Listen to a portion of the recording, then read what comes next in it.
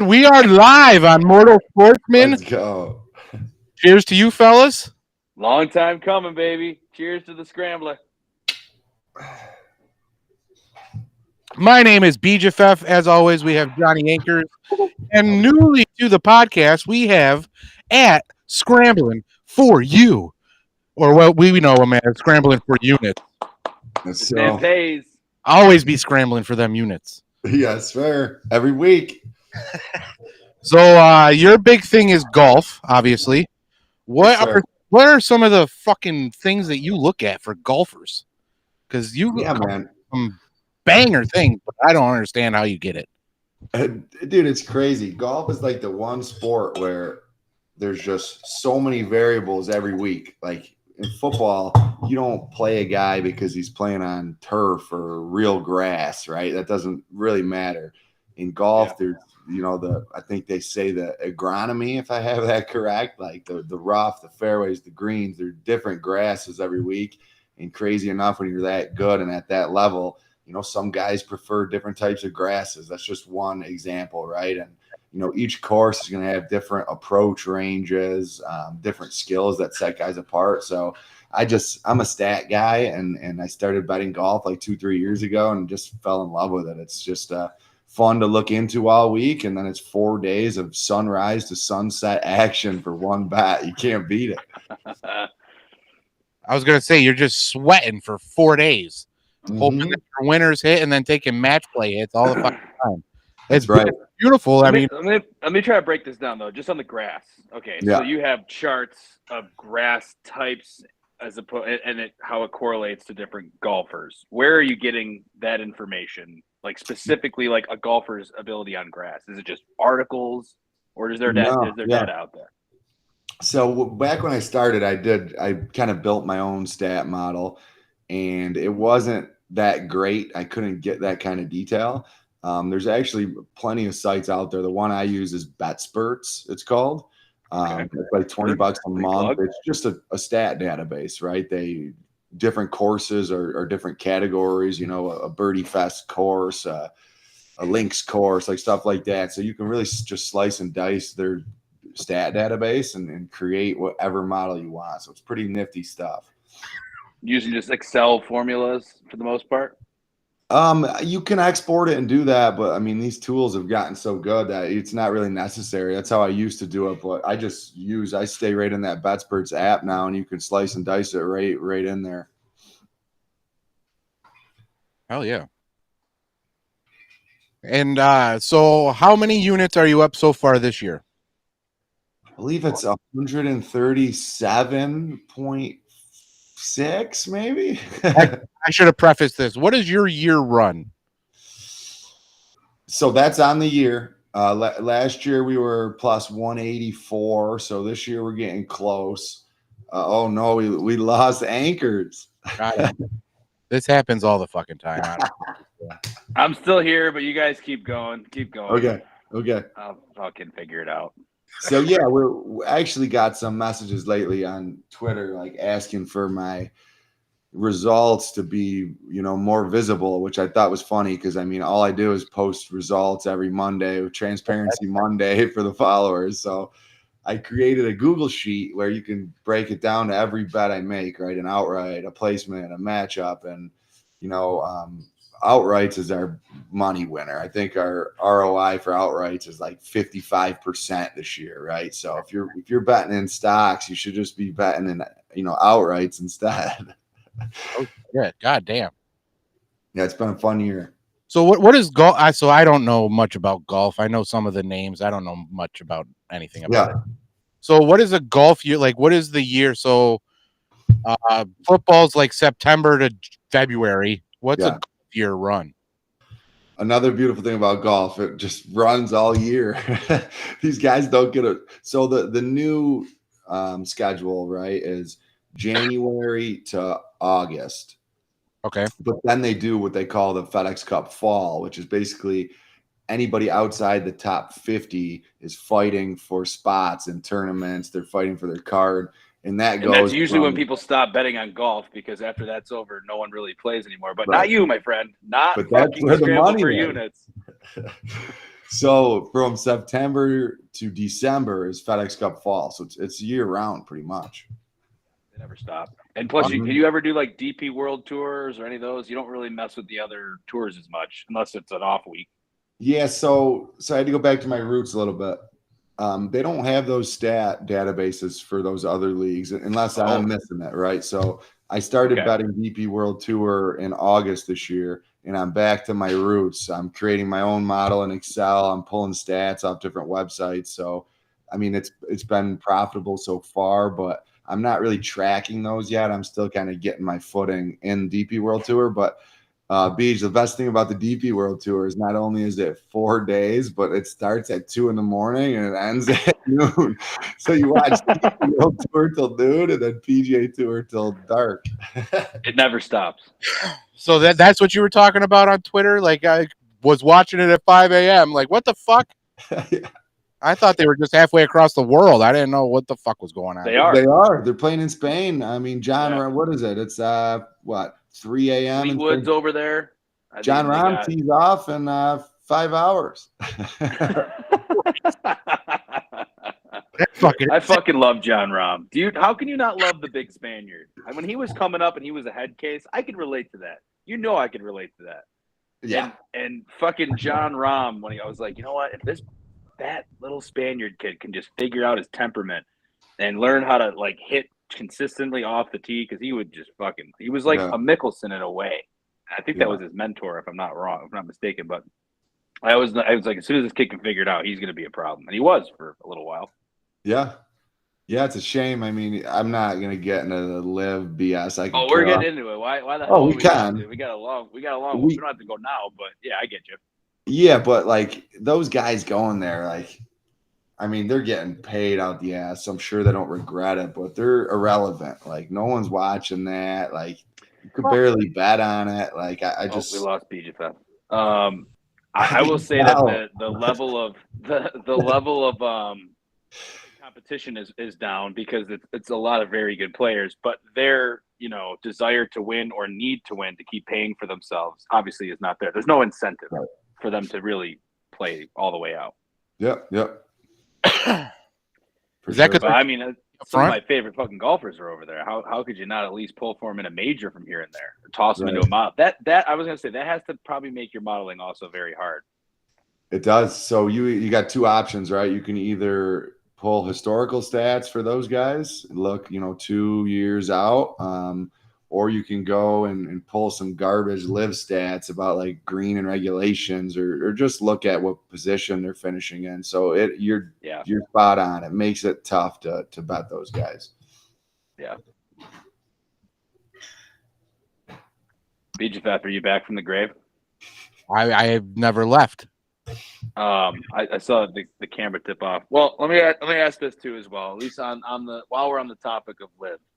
When the merger happened, you had said something along the lines of, I can't remember, it was like right after the merger or something like that. It was like, why wouldn't anyone just go and leave? I thought, like, it doesn't make any sense. Why are people still leaving if they're all going to be the same, if they're all going to be one eventually?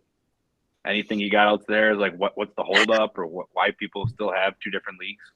Yeah, I mean, look, I don't know this for sure, but I've had a consistent opinion on it that live isn't really, no one cares about live like that created it, right? They created that league for leverage. They want to get with the PGA sponsors. So they created this league, and they probably had a plan to go 5+ years of wasting money because it's going to result in merging with the PGA Tour, and then they're in bed with all the PGA Tour sponsors, which if you watch golf, it's all the richest companies in the world are the PGA sponsors. So it's the same companies that would sponsor live. There's no difference. They're all the same money. Right. So they're just going to keep trying to buy players, and eventually they hope the PGA Tour gets sick of it and says, fine, just join us. But I think it's gone on so long now that it's almost flipped. I feel like PGA Tour almost has the leverage now, because it's like how all these guys' contracts are up next year, the Koepka and Mickelson. Yeah. So are they going to re-up, or are they going to say, enough's enough of this sideshow? Just bring it all together. Well, I think it in a way it's good. It's been good for golf in terms of storyline. There's always been golfers that have had beef with each other before live. The famous Brooks and Bryson. feud, and I mean, going back, Tiger Mickelson. This makes it a fucking fun ride at a major when you know, and you went when they were around here the last time they came through here.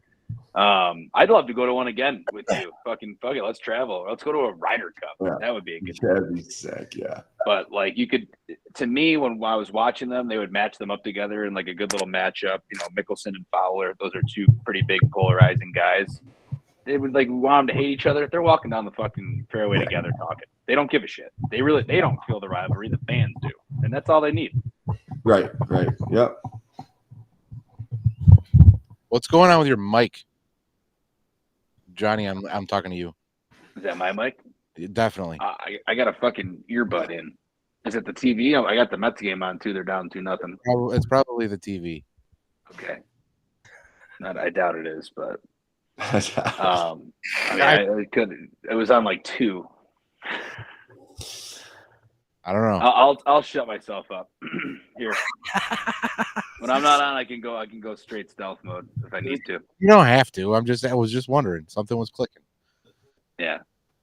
So what else we got on the world of golf? Like I said, I don't know shit about golf. So what's going on in the DP fucking tournament this week? Who you got?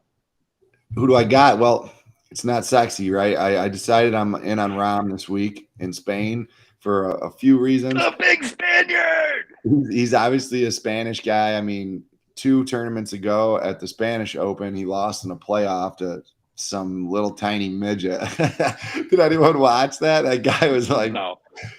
Dude, he was standing next to Rahm. He looked like his son. Jesus. But that was fluky. Rahm should have won that. I mean, he's winning everything in Liv. He's second in that tournament. He's back in Spain. This is his last tournament he's going to play in the DP this season. So I just think the field sucks. There's no one good in it. You know, you mentioned Fleetwood and those guys, they were playing. None of them are playing this week. I mean, it's literally just John Rahm pretty much. No one wanted to go to Spain. What's the grass like in Spain? Good question. I don't know off the top of my head. I don't get that deep with DP. I just know it's a complete birdie fest. You can hit it long off the tee, and I looked at the field, and it's just there's no reason Rahm isn't winning this week.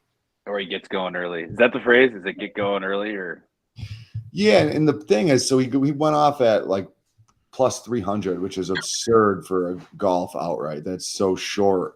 But yeah, golf live betting's tough because the odds get so squeezed. So even if he shoots like a 2 under and he's 8 back tomorrow, his odds aren't going to change. He's still going to be plus 250 or something. So like on the PGA Tour, sometimes on favorites, I'll wait.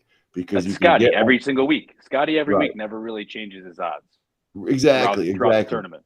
But the fields are just more competitive, so the odds get a little better. In this field, I mean, even if he's 10 back, he's still going to be plus 400 maybe. So I just thought it was a good time to just go single bullet John Rahm. We did it with Scotty at the Olympics. It worked out. So we're going back to the well. Yeah, he's going against kids and soccer players over there in Spain. Who the fuck's even playing in that tournament? Amateurs. You know, you never know. There could be a great story of a young Javier coming up and going against his idol John Rahm. That's what just happened. That's what just happened at the Spanish Open. So was it an amateur or was it just? No, but there was pictures of him as a young kid taking pictures with John Rahm at a golf tournament.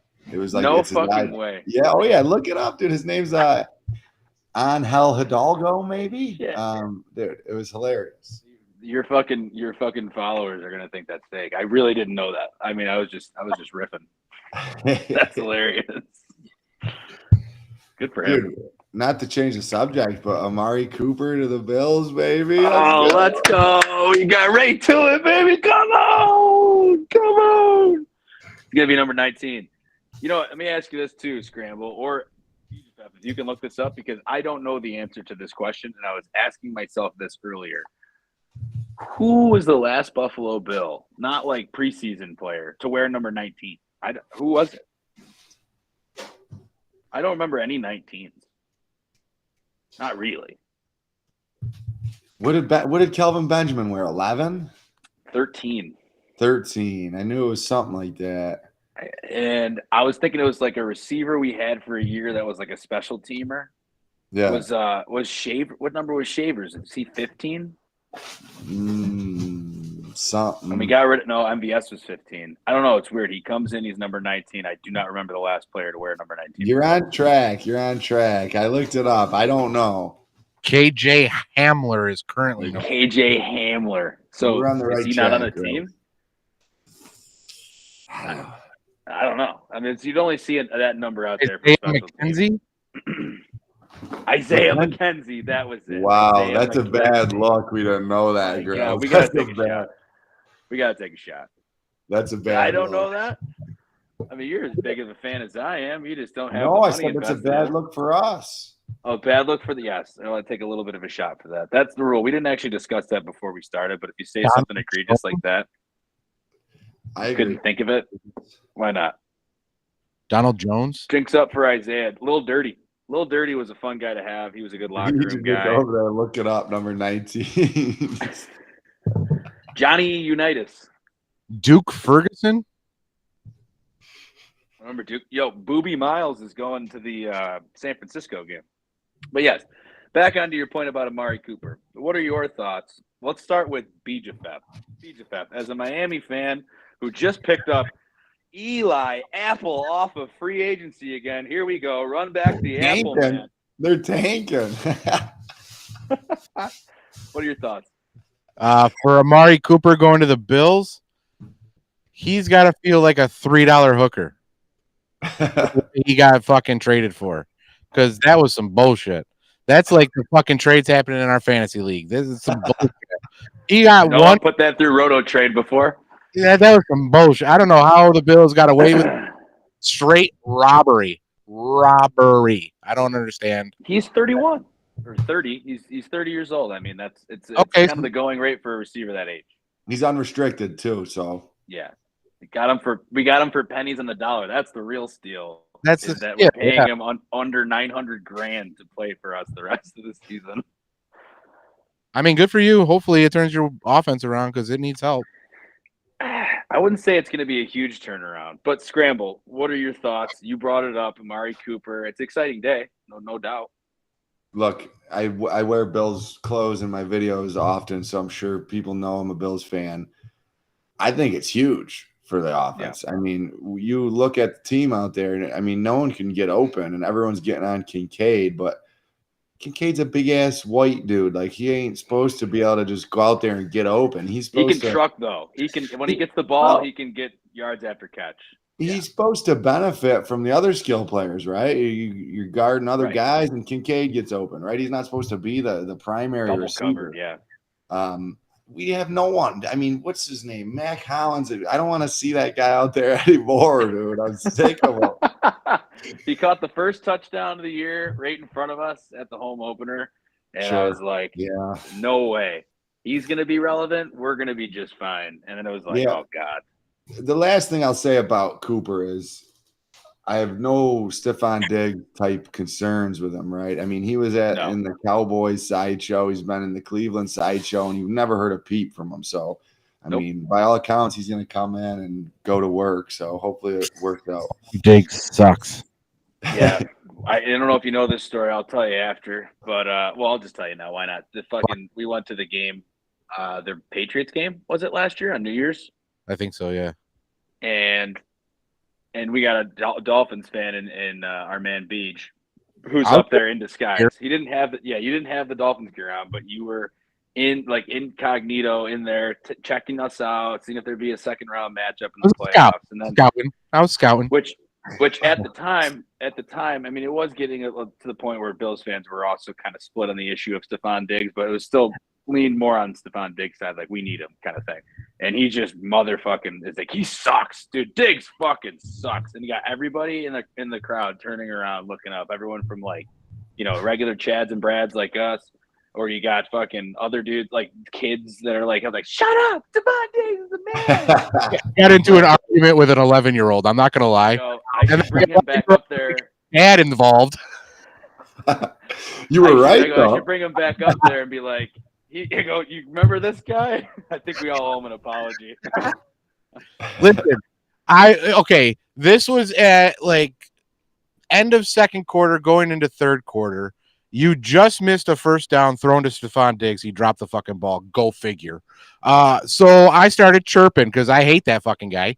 And Stephon Diggity, did he do it? I don't know. Oh, I don't have my bell. Fuck, you got the bell at home. Yeah. So, Did he? so Did he do it or did he not? I started chirping. This 11-year-old kid turns around and starts chirping back at me saying he's fucking the greatest because he's 11. And I had to set him straight. I just had to say, yes, but in big position plays where the game is on the line, he drops the motherfucking ball. He does. Right? Besides the Minneapolis Miracle, he doesn't really perform in the big. He's never been a good playoff player. Besides one game in Minnesota. If you're up by 21, great receiver. If you're down by 7, don't throw him the ball. Do not. He's made some plays though in the regular season. He's like the Lamar Jackson of game winning. Never game winning. Never. Not one game winning. Never. Pull the clip. Pull the clip. I will say this, and I'm sure my man Scramble would agree.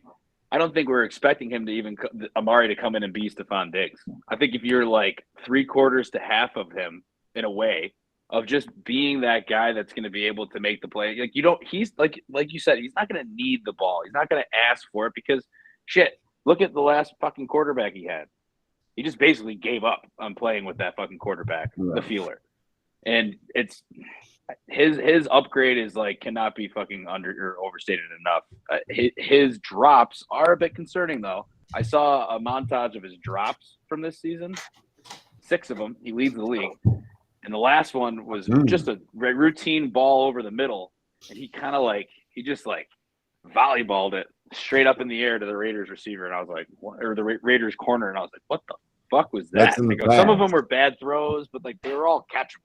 But that's what I'm saying is you're getting thrown lawn darts that were thrown 50 feet in the air by Deshaun Watson. That I don't know. I mean, does he have another rape allegation? I don't know, but he fucking sucks.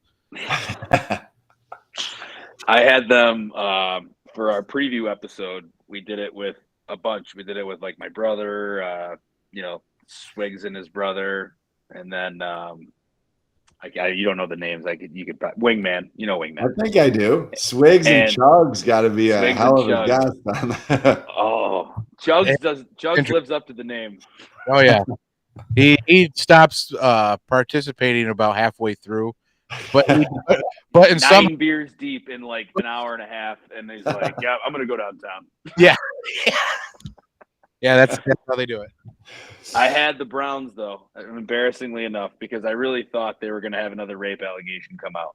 And they had a little tease of a story there, and I thought Jameis was going to come in with that team, and then they lost. They traded Cooper. That pipe dream's gone. But my other team, the Green Bay Packers, are still going to the Super Bowl. I don't know. We'll see. They might just play with a guy who started the season on the Browns. Cleveland to the Super Bowl? I had Cleveland. I had Cleveland going 14-3.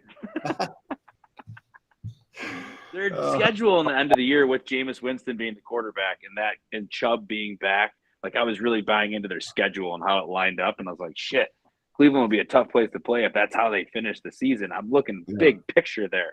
I'm looking like literally Deshaun Watson not starting after week 2, and they just have that. He just has the franchise held hostage worse than Aaron Rodgers. Fucking Deshaun Watson and his whatever he's got on those guys or whatever they have invested into that whole fucking story, what they knew or whatnot, is just bad football. The entire office was at a white party. Did he do it? And Stephon Diggs was there. Yes, he was the one who set it up for the NFL players. Now, Beej, I have a question for you. What's up? And this is not trying to, get a rise out of you, but you probably will. How does Tua go down and one of the best offenses in the last 2 years can't get a first down? I mean, come on. What's going on here? So honest take from a Dolphins fan is that Mike McDaniels has put so much effort into this guy, and Dan Marino has put so much effort into this guy that I think with the bye week last week and them coming out fresh this week that you'll see a completely different team. I still think there's going to be hiccups, but I think it's just time. Is that Tua has been doing this offense for 3 fucking years. Mike McDaniels has been coaching this guy to do exactly what he wants at the exact moment that he wants it to do it. And you can see when it doesn't get done at the precise time, shit goes haywire real quick. I mean, you see Tua throw the ball 5 seconds before Tyreek Hill gets to his spot. You see him throw the ball literally a second and a half after he snaps it too. I think a lot of their offense is based on Tua's reads. And that's Dan Marino right there. Get the ball in your hand, get it out of your hand. Get your ball in your hand, get it out of your hand. He knows that. I don't think you'd take this the wrong way, BJ, but Dan Marino is just a little bit better of a quarterback than Tua. I'm just putting that out there. 100, just a little bit better than Tua. I think he is colossally better than Tua, but the knowledge that Dan Marino on is astronomical. And if you spend 3 years with a dude, then you're gonna pick up his tendencies, I would imagine. And being that good, you play to your competition. And if you're playing to Dan Marino's competition, the fuck, you got to get up there. Yeah. Are you concerned at all that Tyreek Hill keeps posting videos of him playing for the Chiefs? I honestly could care less about Tyreek Hill. I did not like him that he came to the Dolphins because he doesn't like him either. No. He's a real piece of shit. He looks like the kind of guy that was at an all-white party, honestly. For sure. Oh, yeah. Probably getting those earrings ripped out of him. But the only receiver that I like on that core is fucking Waddle, and that's because he stays out of everything.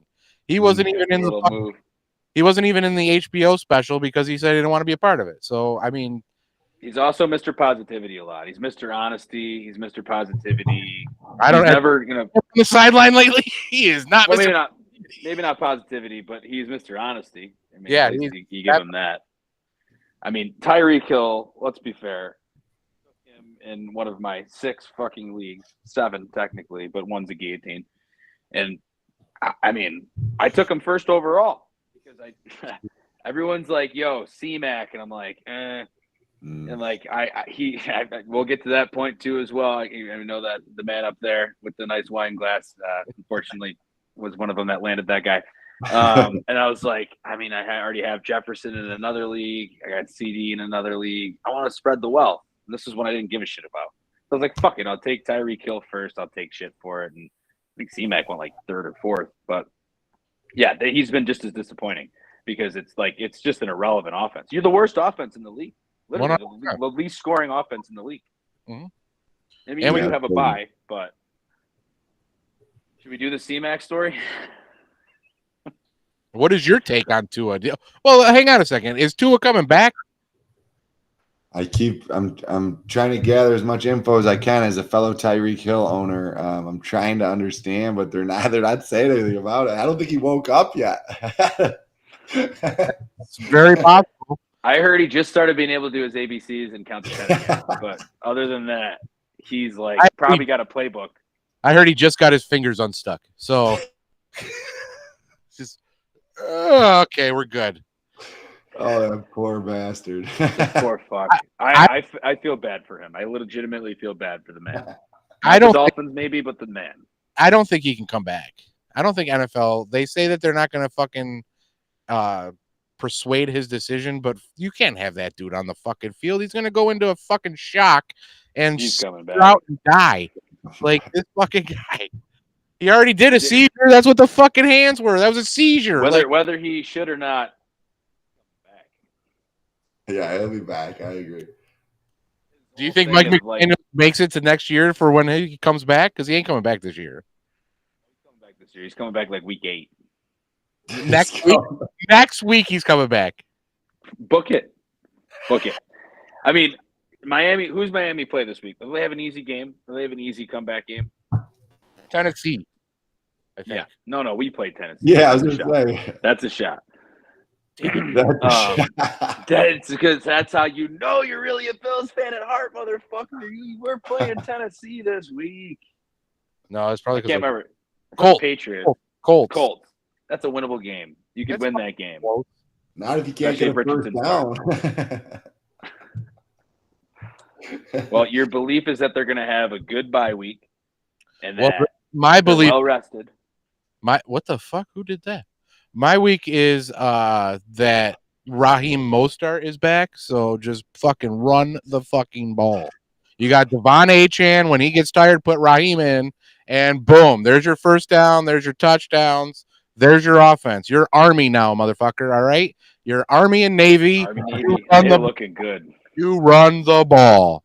It sucks for the guys that own Tyreek Hill and Jalen Waddle. I own Jalen. You owe fucking Tyreek. We're fucked. Sorry, but we're fucked. But they're a running team now. That's it. You know, I don't Wait a watch minute. much Miami games, but that was the best part about the game against the Bills, is you guys running it down our throats, and you just kept trying to throw. I don't know. It's great when Devon Achan can hit the fucking hole, but you got to let him hit the ball. You got to give him the ball first. It's fucking Seattle at the 1 yard line for every fucking down. That's what it is. Oh, why didn't you give it to Devon Achan? That's what everybody should be asking them. Every fucking down. Why didn't you give it to Devon Achan? Oh, Devon was off the field. Why didn't you give it to Raheem? That should be every fucking down. We're 4th and 20. Give it to Raheem. He'll get it to us. I swear. Do a screen pass to fucking Devon. We'll be good. If you're over 4th and 25, give it to Tyreek. He can run fast. Hey, Johnny Anchors. Beige mentioned something there that made me think of you. In past years, I would say you had a 10 out of 10 knowledge base on the military football schools. Where would you rank your knowledge this year out of 10? So are you aware of why day that the military schools were actually good, or at least one of them in particular? Navy. No. Connor Stallions. You haven't watched the documentary? Look it up, because the years he was at Navy were their best performing years up until this year, because he started his sign stealing career with the Navy when he was a student at the Naval Academy. Really? Connor Stallions. And I saw that, and I texted Swigs, and I was like, dude, you remember all that money we made on Navy over the years? And how they were always like 14-point dogs, and they would win. We'd money line them at like plus 270, plus 300, and they would win. And I'd be like, yo, it was all Connor Stallions. But I will say that the new year that we're in right now, I think those schools are just showing that they're tougher than the other players in the country right now. Everything's flash. Football players coming through college right now are like skilled and slim and fast. Like even the defenders are a lot smaller than they used to be. A fucking linebacker doesn't look like LT anymore. There's not many Matt Milanos running around the league. Even Bernard, like Jesus Christ, he's a middle linebacker. He looks like a corner. And the players coming through college, same way. Army, Navy, they're still big motherfucking dudes that just run the ball right at you. No one wants to tackle those guys. That game's going to be wild. That could be for a playoff spot, believe it or not. Scrambling, do you follow hockey at all? Just a little bit? I try to. I was actually watching the Sabres-Penguins game tonight before I called into this. They blew a 3-1 lead. No, they didn't. Watching. Oh, yeah. Did they really? Oh, yeah. A goal that was they challenged it, and then so they get the penalty for not getting it, and then the Penguins scored right after. Let's see, I just turned it back on. 4-3 Penguins now. Nice.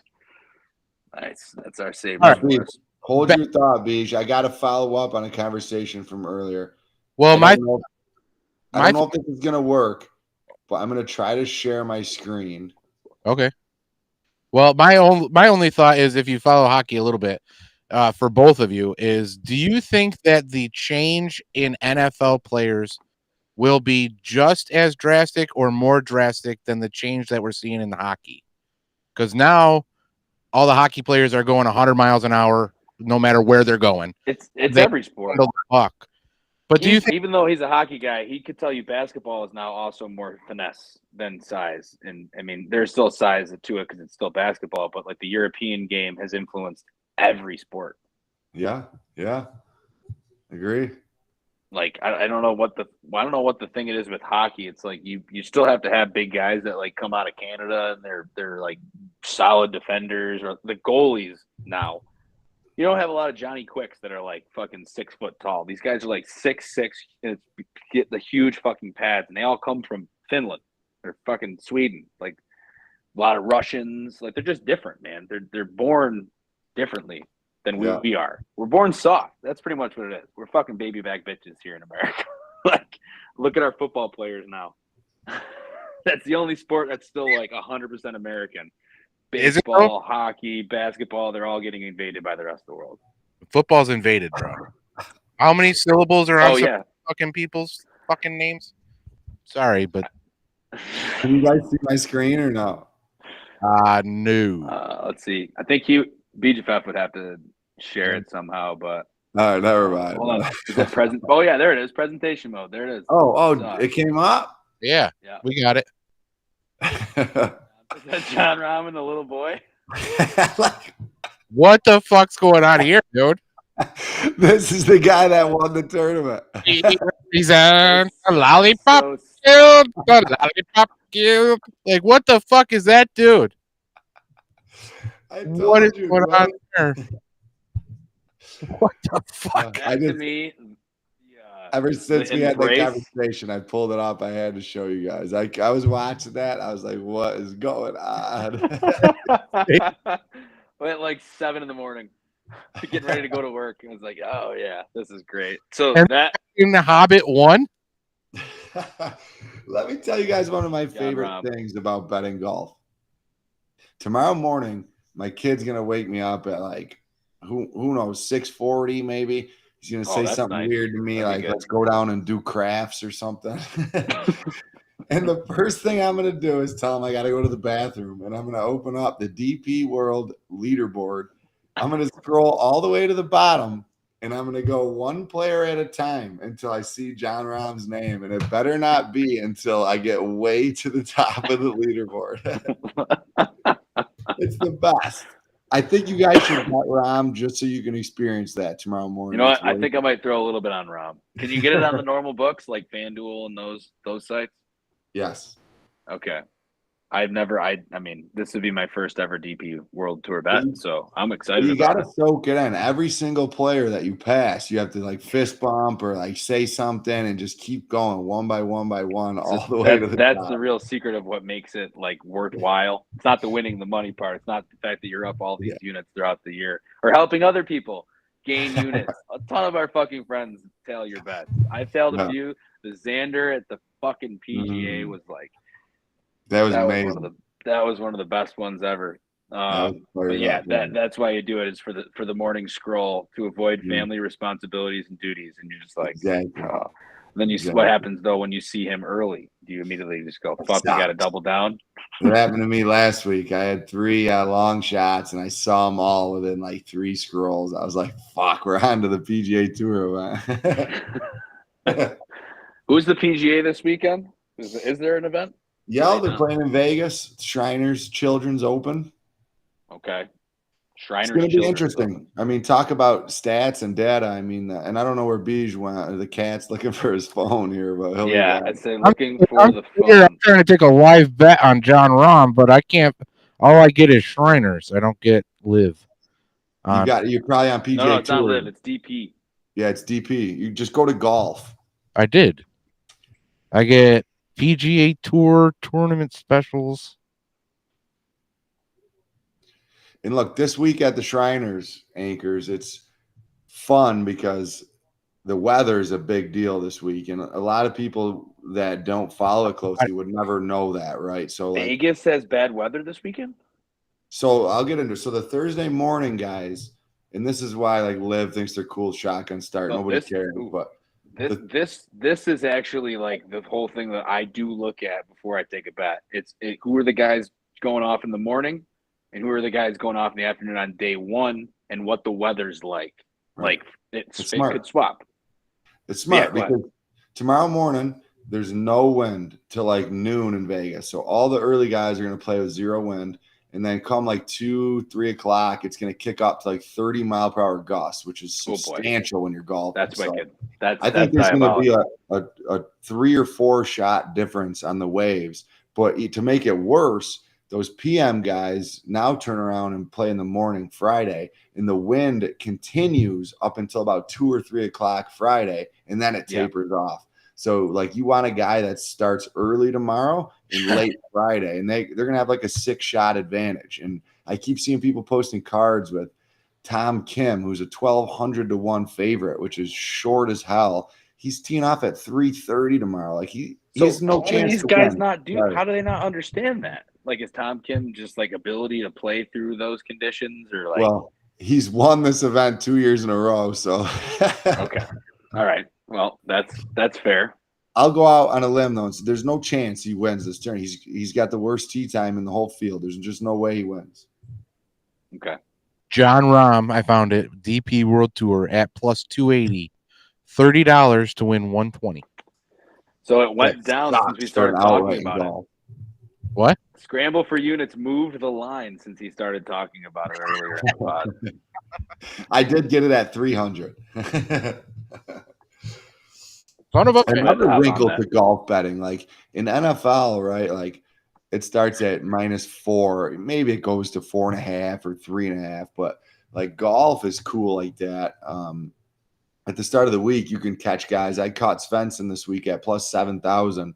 I mean, on some books, he's down to like 4,500 right now. So, you know, that's put some pressure on me as I've grown, and what I try to get better at is doing my model Sunday night, so that Monday morning, as soon as the odds come out, I can kind of jump on some of these guys. So there's just a lot. They do it as soon as it comes out after the tournament on Sunday is when the odds come out.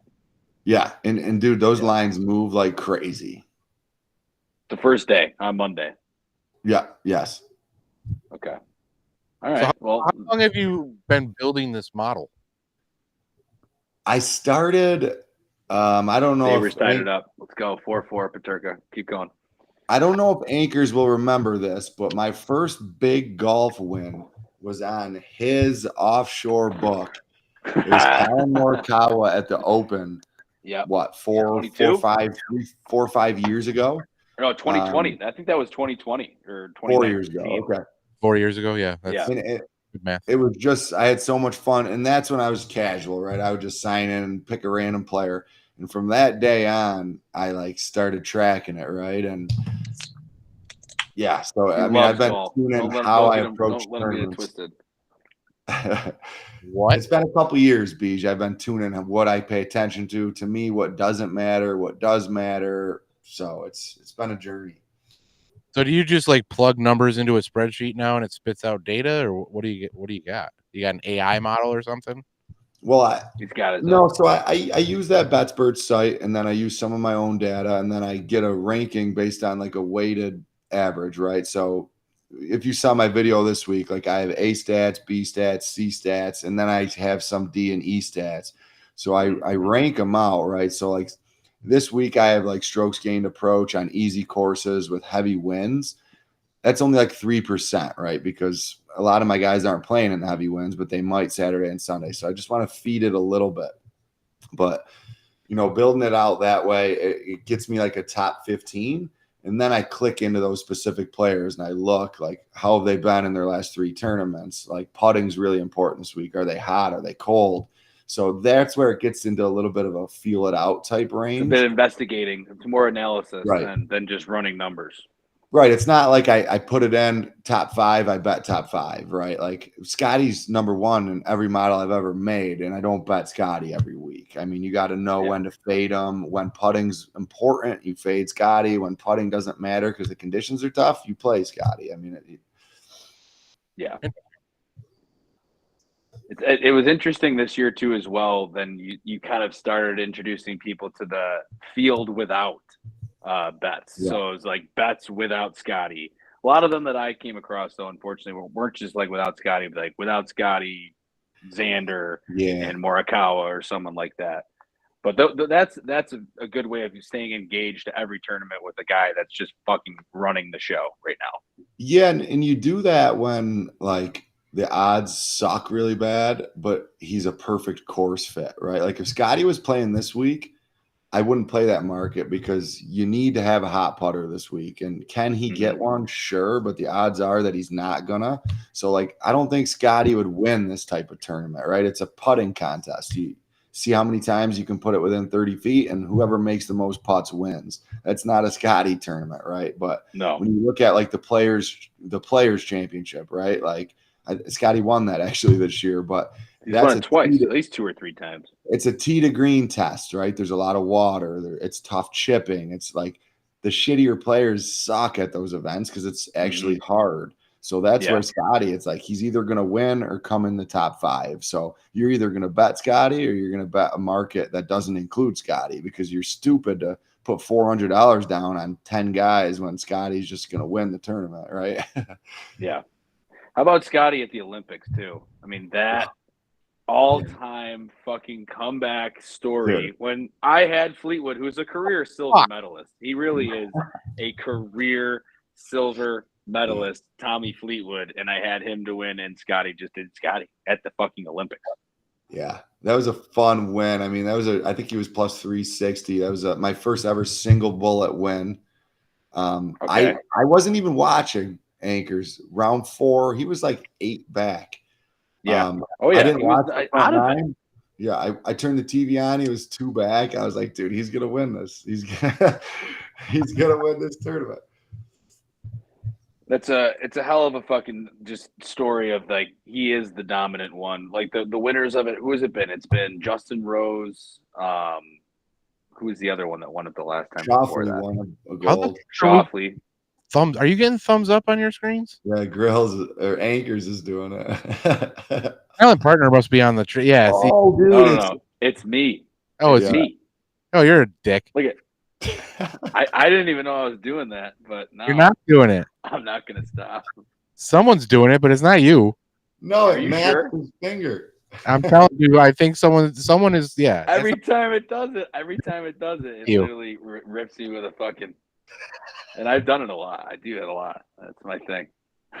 So Beej, you went and took John Rahm. You bet that? Oh yeah, you told me to. Let me give you a better bet. I'm going to go out on a limb here. Son of a bitch. Here we go. No, not at that tournament. You already have the winner in that tournament. All right. We're talking PGA Tour. I think this week, and look, if it doesn't happen. There's a lot of golfers in the tournament, but Eric Cole has never won a golf tournament. Yes, Eric Cole. He is a birdie fest masterpiece. He has the best tee time in the field. There's no way he's not relevant. He's going to be top 20, probably top 10. And I think this is his week to win. I mean, he's been trending for over a year now. And these are the type of tournaments he competes in. I actually have a bet on Cole to be the end of second round leader just because of how good his tee time is. And the pins are a little easier day 1 and day 2. But I think he goes off early on day 1. I'm not sure he can close and win a tournament. He's on the card this week, so I'm betting that he does, but I'm also betting that he's the end of round 2 leader. So if you want to try to be savvy, throw $20 on Cole as the end of round 2 leader. I think it's got a real chance to hit.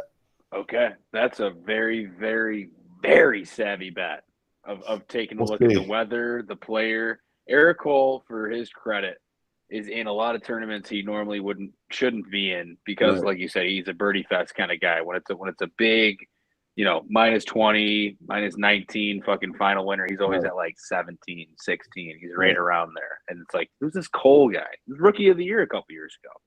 Yeah, he'll never compete at the Masters, any of the majors. No. He just doesn't have that kind of game, but he's a great birdie fest player. And I just like him this week. He's been on a couple cards recently, so maybe people are saying, oh, yeah, you pick him every couple of weeks, Scrambler. But I think this is his week. I'm calling it. All right. Oh, Sabres just scored again, 5-4. Let's go. Wow, what a fucking game. I can only take him for first round.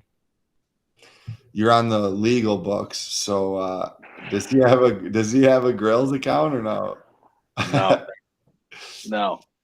But that might be a shot too, by the way. But will you just fill up half of it? Yeah, that was. But I could take Eric Cole to win for 3,500. That's not a bad bet. Sprinkle it. Yeah, sprinkle it. How about this?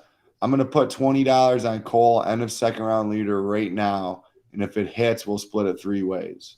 Fucking A, I like it. What a man right there. I'm That's putting a it that on now right now. that is a guest. We have never had a guest give. We've done live bets on here before. We've never had a guest give away a live bet before.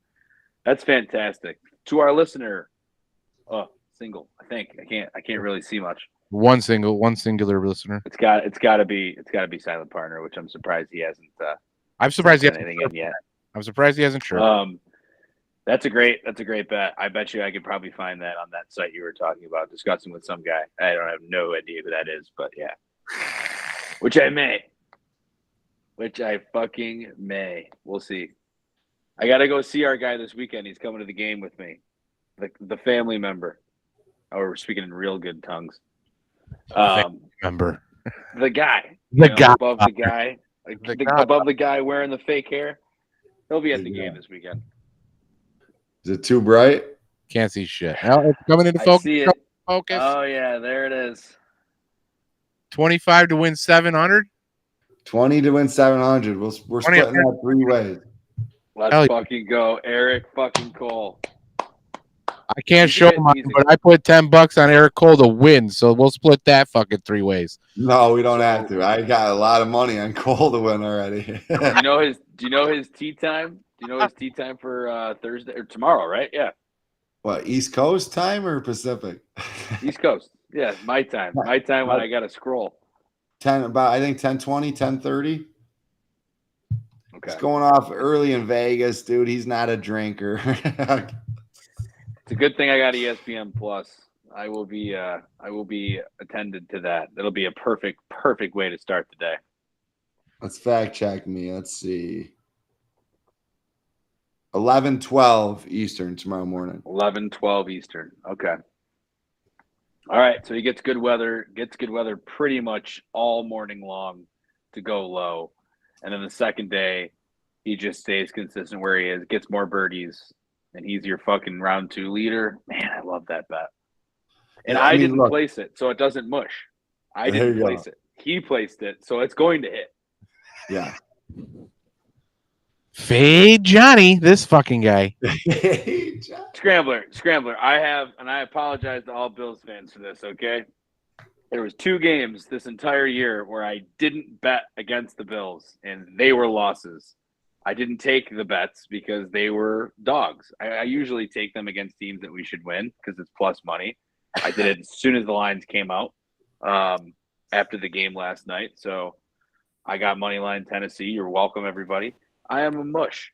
I hit a college parlay here and there. But other than that, I can't hit a bet to save my fucking life. Yeah. You don't want me to tell you. Believe me. You know out there, listen. You don't want me to fucking tell you. I'm just putting it out there. Yeah. I fucking hit a first quarter bet, $10 for 600 the other last week or the week before. No, that was an incredible hit. Wow. It was all in the first quarter. So at the end of 15 minutes, I was like, I think I just won $600. I did. I just won $100. Did you get that from that guy who went viral for doing like a first quarter bet similar to that, where he had a ton of them? It was all first quarter part. No, I was doing those since week 1. That was just the first one I hit. Okay, that's good. But he won $600 on that one, but he's down $250. actually, starting week 4, I up to week 4, I was just doing dollar bets because I'm a cheap ass, and everybody in the chat was saying I was a cheap ass. But then gave my wife. I just read off the list. Oh, this is incredible. Just read off the list of 1:00 games. Hey, who do you think is going to fucking win? Bink, bink, bink, bink, dollar. She fucking hit every single one of them, and I was laughing at her. Hit every single one of them. She took dogs, too. Like, took teams dogs. Like that won. They were the team that won. Fucking took Denver. Nobody was thinking Denver was going to over the Jets. Yeah, it was fucking ridiculous. But she hit $1 and hit for $3.40. So ever since, I've been putting some more money on some shit. And then I hit 10 for 600. So I'm pretty good right now. I'm all right. Hell yeah. Paid for some of our IVF treatments. I'm not gonna lie. Well, that's probably the one that's gonna work, right? Yeah, we're winning. That's a good theory there, Scrambler. I'll cheers you to that. Cheers to that. Cheers. Oh, Now I let me pray tell you, so. boys. Speaking of big betting wins, our friend Swigs. Yeah. Okay. I don't know. I mean, I don't know why I'm giving him so much credit. It's like an obvious bet, but those 3 or 4 touchdown parlays have changed my life, dude. I've hit like 5 of them this year, but the reason they're so fun is because, I don't start watching the game, right? Like I'll be in bed doing bedtime, I'll have whatever. And I'll open the app, and if one of my guys scores early in the game, I'm like, all right, tonight's the night. I'm going downstairs. I'm having some beers and watching the rest of this game. But if I see it's the second quarter and none of my guys have scored, I'll just fucking go to bed. Yeah. I mean, you do the night that he hit, I think it was the Jags game where he hit all of them like in the first half. Oh, it was awesome. Kincaid, Cook, like it was just I was like, dude, Then he's just sweating the rest of the game for the over-under. Fucking idiot. For the spread. And I was like, dude. Fucking idiot. At this point, and people were saying, Scramble, I think you actually were also saying that you should think about cashing out. Yeah. Oh, yeah, I was. Yeah. He needed a Keon Coleman. The Keon Coleman touchdown was the last one that he needed for touchdowns. And we were sitting there, and I go, think of it this way. I go, if the Bills are blowing out the Jags, Keon Coleman's not leaving that field in the second half until they probably get him a touchdown. Like, it's a blowout. They want to get their guys some props. And, like, we're just saying that. And then Josh lofts it over there up into the front corner of the end zone, and we go, it's Keon. Ah! Yeah. At that point, it was done. I go, the Bills have to win by 5. You win the fucking parlay. It's over. Like, you hit that in the first half.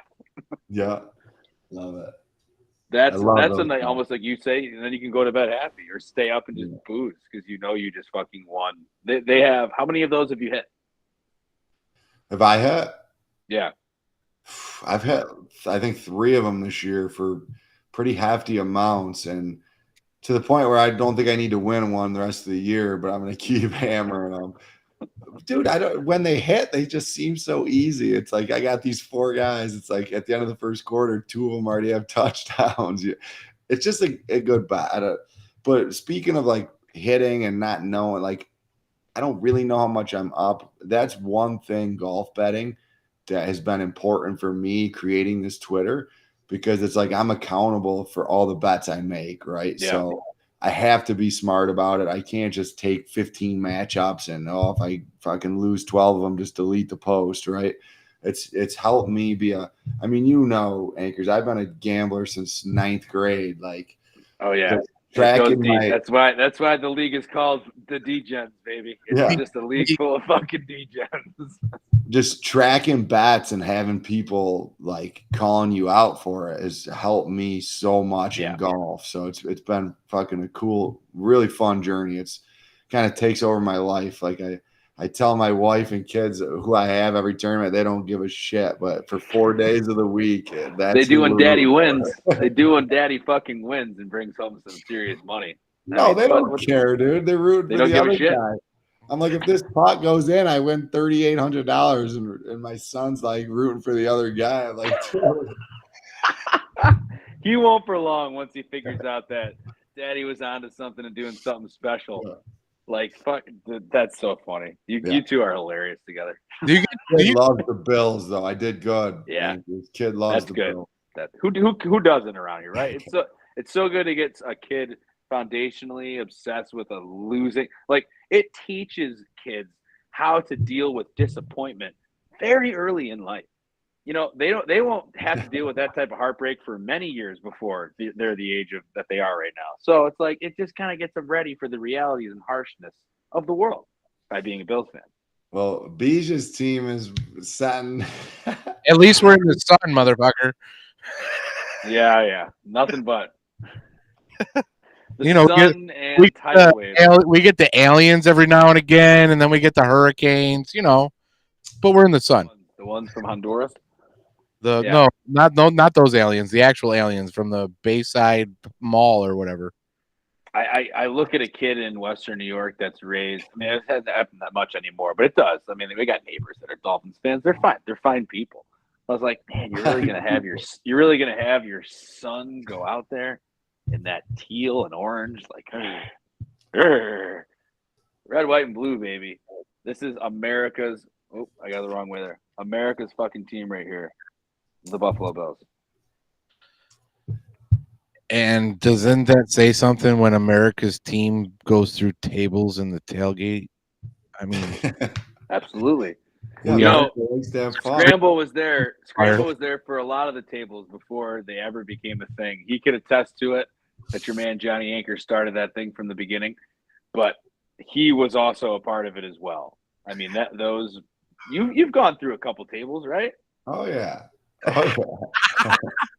Proudly, motherfucker, proudly. All right. Absolutely. Look, how stupid do I need to say something to have to take a shot on this podcast?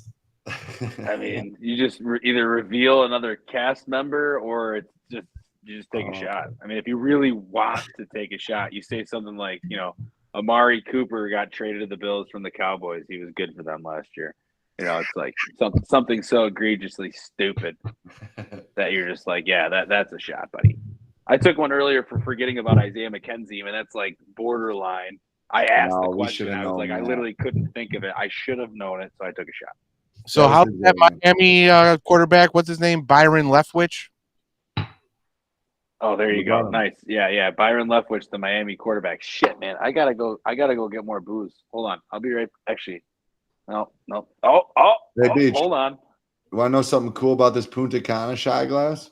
What's that? I bought it, and the week I came home, we hit Billy Horschel at the Punta Cana Championship, baby. Shot time. Cheers. This one's going for the wits, for the hockey fans out there. Oh, girls, funny story. So we were in Punta Cana. There's a shot. Oh shit! You were in Punta Cana. All right, go ahead. So I was in Punta Cana with my brothers, and I mean, we were having a good time. Anchors knows my brothers. We were having a blast. All the kids. Oh yeah. They knew I'd do this golfing thing, but I don't think they knew how serious it was. So I'm like sneaking away to the sports bar to watch the Valero Texas Open at like 2:30 on a Friday. And we end up hitting Akshay Bhatia plus 6,000. Yes, that one of my skinny little fuck. Biggest hits ever. And so Monday morning, we're at the pool, and my brother comes out of the room. He's like, dude, let's start drinking. Like, we won big money. I told him I'd give him money drunk the night before. Which one, your oldest or the No, Ryan. So I'm sitting at the swim-up bar with my tablet, and he's like, what are you doing? I'm like, I'm building my model for the Masters, dude. He's like, because the Masters was the next week. He's like, I thought we were going to celebrate Akshay. Thought we were going to party with Tia. I took Tia that week, too. I actually did tail that from you, and I thank you for that because that was one of the ones I did take, and you won. So, Beach, whether we win or we lose, Monday morning we turn the page and we go to the next tournament. It doesn't matter. Doesn't matter. It's in the past. Yeah, that's the system. Wow. I gotta say, better or worse, it don't matter. It's in the past. In his ability to handle that responsibility for his followers and commission. That's what I'm gonna have. A fantasy league, a golf league throughout the summer. I gotta say, Scramble for Units is a man. He's an organizer. I'd like him for office someday, but he's too cool for politics, and that's for the birds. So he's also too fucking moral for it. He'd rather give people free golf bets and make sure we have a good time out on the course on Tuesday or what is it? Wednesday nights. Hey, do you get chirped a lot on fucking X, Twitter, whatever the fuck? People come. What about the haters, the trolls? I really don't, which is crazy. I don't get chirped. Once in a while, I'll get a guy that's like says something stupid like you have 8 guys on your card this week. No wonder you can win. I'll be like, dude. So I'll just, I stay professional. I send them the data. This is what we're working with. But there is not a ton of trolls on golf Twitter. We're all in it to try to win money. I know I chirped you one week. I was like, I feel Morikawa this week. I really fucking feeling Morikawa this week. You don't feel Morikawa this week? No, man, I don't feel Morikawa. Morikawa's in third, bro. It's first day. He's already in third. Oh, look, he's in second. Oh, he's in first on Saturday. and he's still on first at the end on Sunday. Just say Morikawa. I hit that one every week. now and then you get the better of the scrambler. I think there was one time I'm pretty close. I was always saying, is it a good week for Fleetwood? I love Tommy Fleetwood. And you're just like, no, I'm sorry. Fleetwood just doesn't come up in anything. Who's the guy that no one would really expect to always seem to be coming up in your models? And I'm talking like when you got a full live tour, a major. Yeah. At a major, who's the guy that you are always a little surprised that he keeps popping up in your top 15? So before I answer that question, I'll answer it, but a little different criteria. So Okay. I was gutted 2 weeks ago. I have been on Kevin Yu for over a year. He's a great stat golfer. He sucks at putting, so he never wins. Okay. So, of course, I have Bo fucking Hostler for a huge payout, and Kevin Yu wins the tournament. So the reason you triggered me to say that is because even in majors, Kevin Yu, he's always in that top 20, and he's always like 10,000 to 1. So he's been on so many cards, and it feels like the only card he wasn't on, he won the tournament against my guy in the playoffs. Wow. Tough to handle. No, that is tough to handle. That was you're probably like saying, like, what am I even doing this for? So you have to come up with a Kevin Yu list, and he is the list so far. He's just this guy that you should always put a little fucking scratch on because, god damn it, his stats are too good. And like you said, if putting doesn't matter as much, right, then you got a chance that he's going to win you. But Anchors, he won a tournament where putting mattered a lot. So that's sports really betting, right? That's sports betting. There's variance. You can't be perfect. And that's why I wasn't on him that week. He was in my top 10 for the model for that tournament, but I faded him because putting was important and he can't putt, but he went and he won anyway. Wow. Yeah. Not to steal, like, you hand delivered it to me, but Fleetwood is always in the top 10 for major models because he's an accurate driver. He's a great approach player and he's a good putter. He's a fantastic golfer and he's consistent in every category. So he always models out well. But I know better, Anchors. I know better. He's a career silver medalist, dude. He won the silver when he should have been his final golden moment. Like, think of when Xander won the 2020. Yeah. That's right, because he won that, and he kind of started turning that into like more success in the PGA Tour. Finally broke through, and speaking of breaking through, Sabres had a penalty in overtime and just got scored on. They lost 6-5. They got a point though. Woo! Yeah, I was watching that. And there was a bullshit penalty. Anyways, the career silver medalist Tommy Fleetwood. It's good to hear that he is in the models because I'm a big fan of his. He has to break through eventually on the PGA Tour. He's won so many times. That face says no. That face is straight. Is it just a straight no? Can you bet for him second? Like, he wins second more than anyone I know, besides like Louis Oosthuizen in his fucking prime. No, I'm gonna pull something up here for a second. Share the screen. Let's get in presentation mode. If it shows, I gotta pack a freshie. All right, let me do it. Even if it doesn't show what I want to show, I want the fans to see what we're trying to do here. Let me know when you can see. Pat, scramble for you. All right, so this is my personal stat database. So we're gonna get not only a sum, but we're gonna get a count of how many times I bet Tommy Fleetwood and what my results are. So we're even on Tommy Fleetwood, and there's no surprises here, right? We're -3 on winning tournaments. Oh no! And we're plus money in just about every other facet. So you're just barely down money on Tommy Fleetwood overall. Is what I'm getting here. Grand total. Correct. Damn. So let's go look at Kevin Yu. Damn. Oh, so it was last year that I was all over you. So this is only this year's results. Yeah. And how much is your unit? Well, so what I would say to any listeners is that even when you win, you should keep the same unit. Like once you start, like one of our buddies, maybe I'll share again in a minute and do more of those stats, but one of our buddies, he's not a friend of the show, so I can call him by name, Turco. He he's a fan.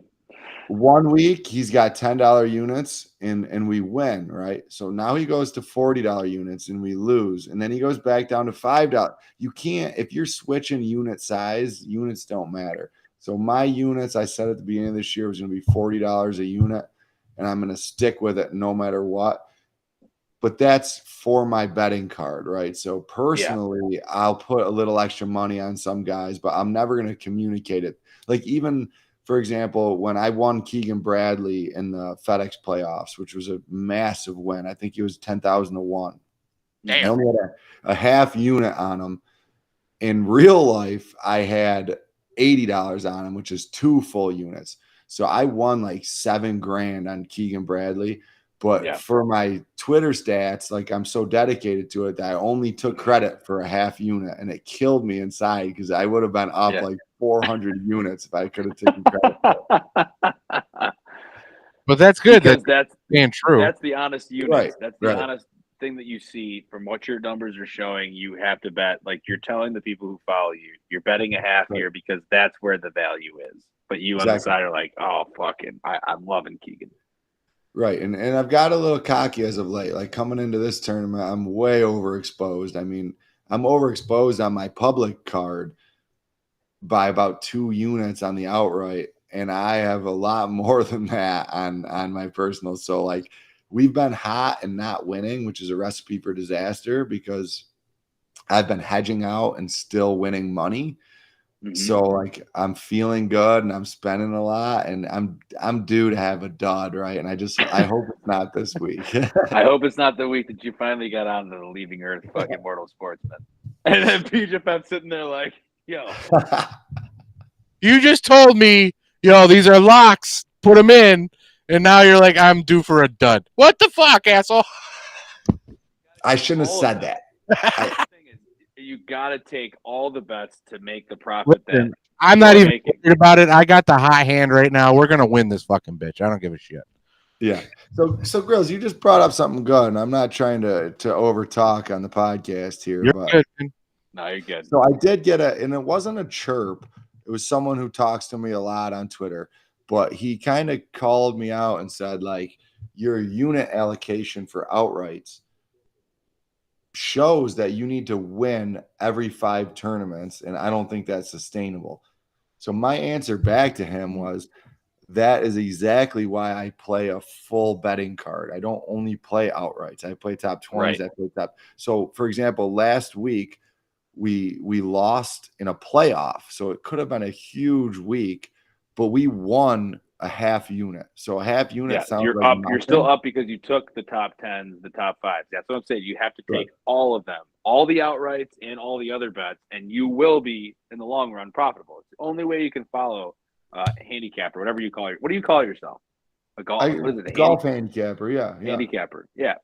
But you're spot on. So if you only took my outrights last week, you lost 6 units. But if you took the whole card, you won 2 units. And that's what. So and I'm a business guy, right? So I like to talk in terms like the placement bets are the cash cows, right? They're what keeps us going when we're cold, right? We churn out matchup wins, top 20s, and it keeps us relevant. And then instead of having to win every 5 tournaments, we only need to win every 12 to 14 tournaments because we're winning money in other ways. And luckily, we're winning way more often than 12 to 14 tournaments, which in the end is why we're 50% return on investment right now. That's fucking insane. It's better than any fucking hedge fund will get for you. It's better than any fucking retirement fund will get. Well, so wait a minute. You said you're up 136 units? Yes. At $40 a unit, that's what, $5-6 grand?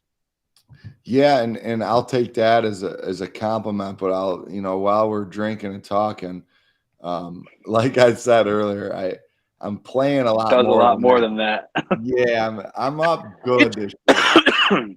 But I'm saying for your actual stats, you're already up $4 grand.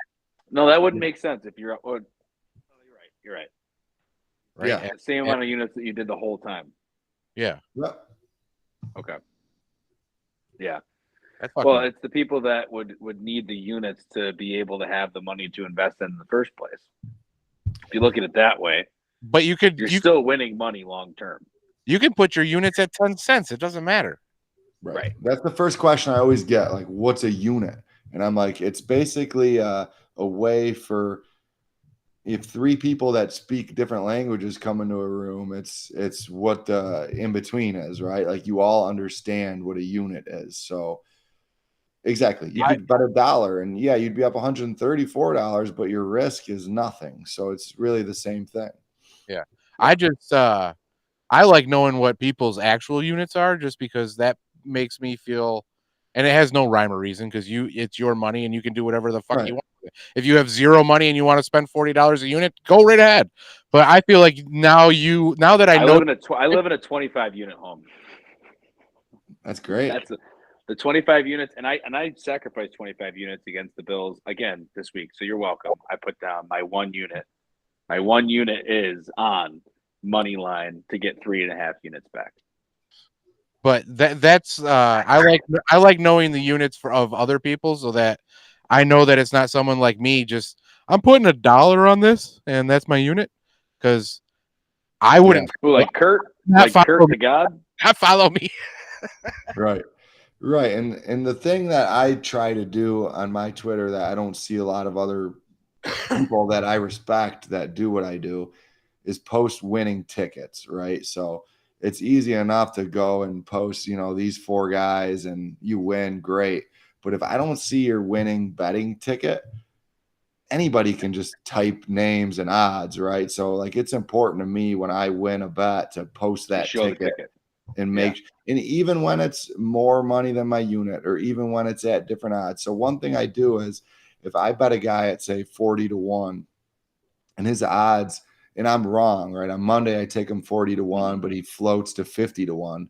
I'm always gonna put $5 more on the new line. Therefore, I can include it in my card. Like one time I got called out and I was wrong. I had a guy at 40-1.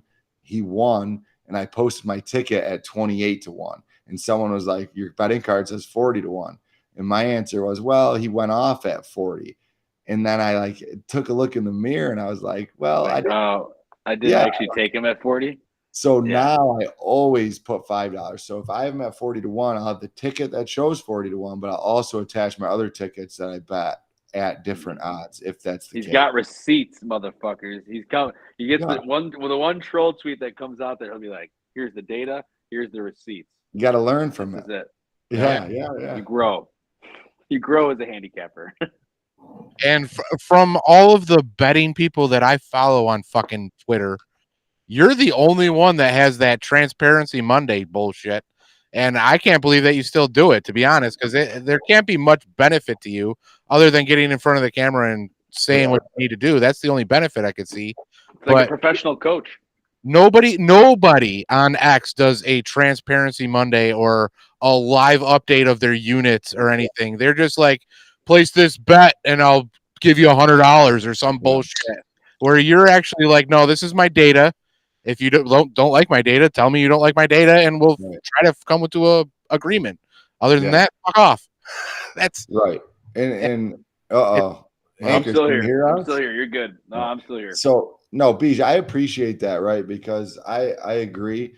I mostly do that because it's funny, right? Like I'm trying to make I'm never gonna do this, even if I'm can pick the winner every week. Like I like my real world job. I'm never gonna become a full-time golf handicapper, but my brand is that I pretend it's like a business, right? So I always talk about the executives, corporate headquarters. I just think that's kind of funny. You were down in Baltimore recently doing the same thing. Yeah, exactly. So I'm a routine guy. So now that I know that's my routine, I'm going to do that every single Monday. I'm going to post tickets every time I win. And that's just what I'm doing. Right. And I feel like that's built trust with people that follow me. And I want to build a bigger following and maybe make a little money somehow. I don't know how yet, but maybe somehow, some way. Merch, and this stuff right here. You start your own official. Your Transparency Mondays are a great start, by the way. I love it. BJF had said you're really the only one doing that. You're a trendsetter with that. You're legitimately a trendsetter, and I think you're onto something because people are transparent in tweets, but they don't say what you do. The only other person that I can think of that is close to transparent like you are is that volume for bets guy.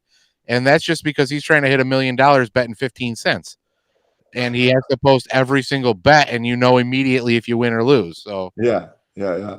But everybody else is just take these anytime touchdown scorers, where you are like, oh, this is the shit that I got. Right. And that's why, like, if you follow me the last 2 years, I've not jokingly, like if it went well, I might have stuck with it, but I've done a week 1 NFL card both years, and it's just not the same. Like, dude, in the NFL, you can pick a fucking 8-team parlay, which has absolutely no chance of hitting, and it is the same odds as Scotty Scheffler at the Players Championship. Like, it's unbelievable. Yeah. Like, I try to tell people, like, golf betting is like incredible. Like, when you hit, it's so much better because anything, and even like a parlay, when you're thinking about making really, really decent money in a NFL setting, prop betting parlays aren't really the way to go. It's truly like taking 7 games, like BJF's way. You gotta take 8 games, 10 games. Like in the NFL, you can make decent money in college because that's different. But I think that the whole thing you're saying is like when you hit a golf bet, you're hitting one guy, just one guy, and you had that guy at the beginning of the fucking week. Like it's great. It's the best. Yeah. If you want to get into parlay betting, there is one man and one man only that I will tell you to follow. Oh. That is at Cody Brown Bets. If you sign up, I thought you were gonna say Swigs. Fuck that. That guy, I don't know how much that guy's in a hole, but every time he wins, I feel like it just goes to his debt. Well, it goes to the taxes that we're gonna eventually owe. Yeah, that too. But he puts out a weekly like stat sheet, dual data sheets, all this bullshit. It's fucking amazing. He doesn't tell you how much he's up or anything, but he tells you if the bets win or if they lose. Yeah. He shows you tickets and everything too. So he's the only one that I bet for everything football. And you're the only one that I got for golf. And those are the real 2 that I actually fucking bet with, because everybody else is just a jamoke. I just followed him. Now, hold up. How about let me ask you this one too, because we don't really have a whole lot of NBA guys that come on the podcast, and you're a big basketball fan. Expectations for the upcoming season? What did you just say, LeBron? I said, how do we feel about Bronny? Okay, he can't help himself. Go ahead, tell us your story on Bronny, and then the rest of the NBA. He can't help himself. Is that a Diddy party?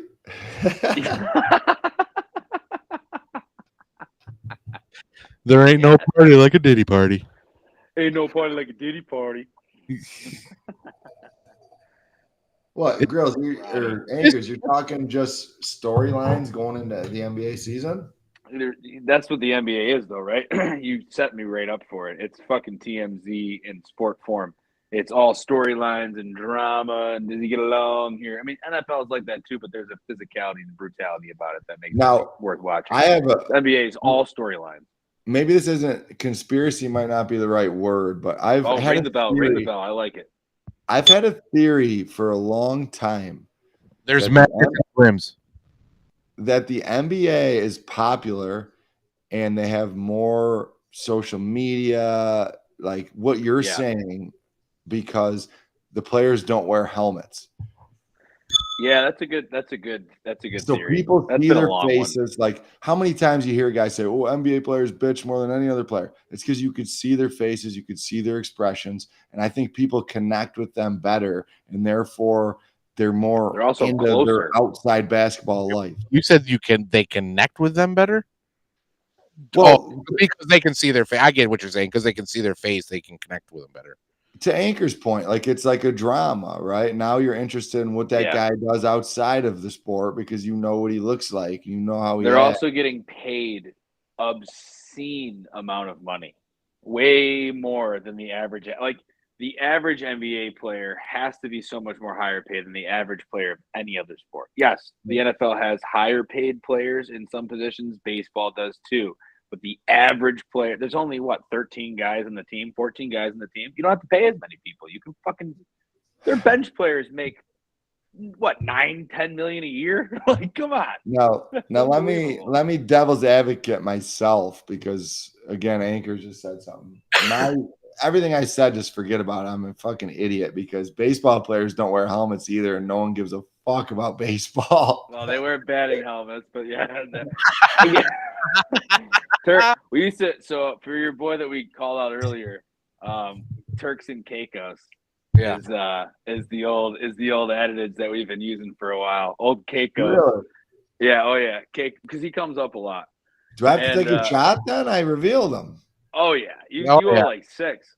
So you don't have to do all of them. You don't have to do all of them right now. Just do 1 or 2, and it's fine. I'm not driving. I'm not driving either. Shit, we're all not driving. What a good way to do a fucking podcast. No one has to leave their home. So I would say that with his love for that team, I've told my wife this. I go, you think about how much I and like my brother love the Bills.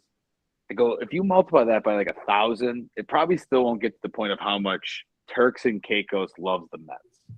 And I go, I can't relate to the baseball team like that ever, because football is such a passionate sport. Like if you're there, it's baseball. That's what baseball gives you, though, especially in the playoffs, is a passionate, crazy atmosphere. Most sports do.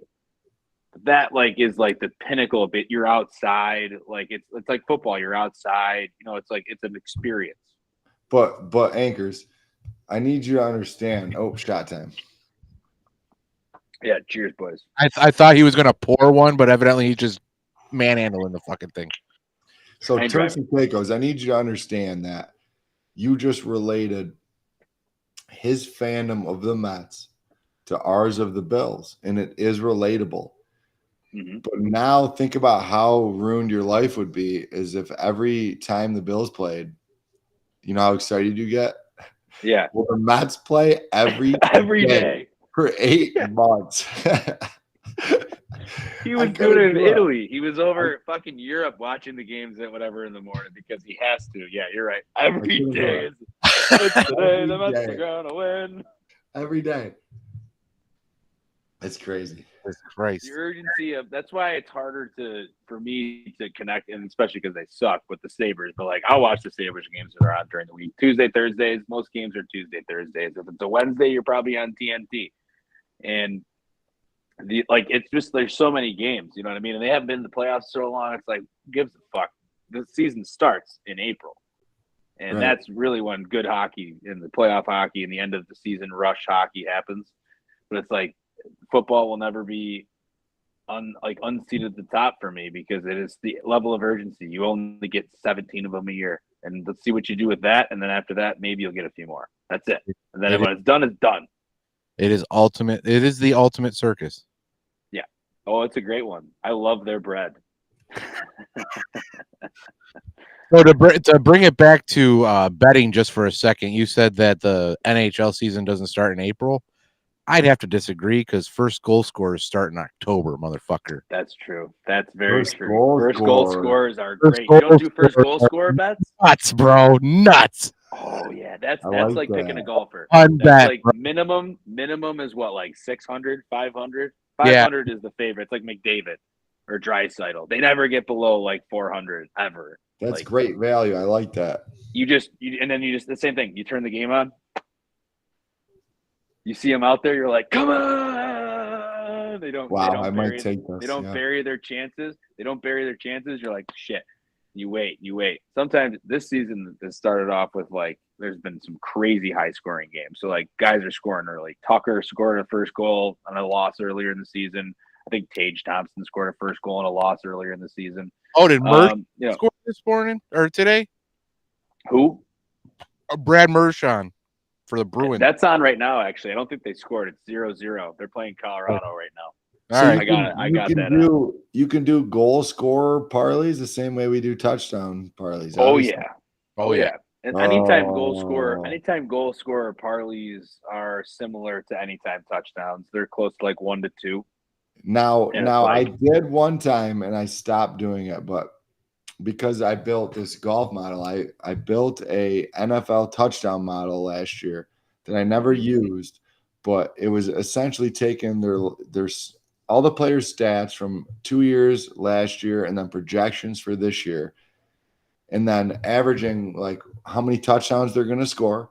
And then if they score 0 in 1 week, like the percentages get better, right? So if you get a guy that goes 0, 0, 0, 0, all of a sudden he's like 80% likely to score this week.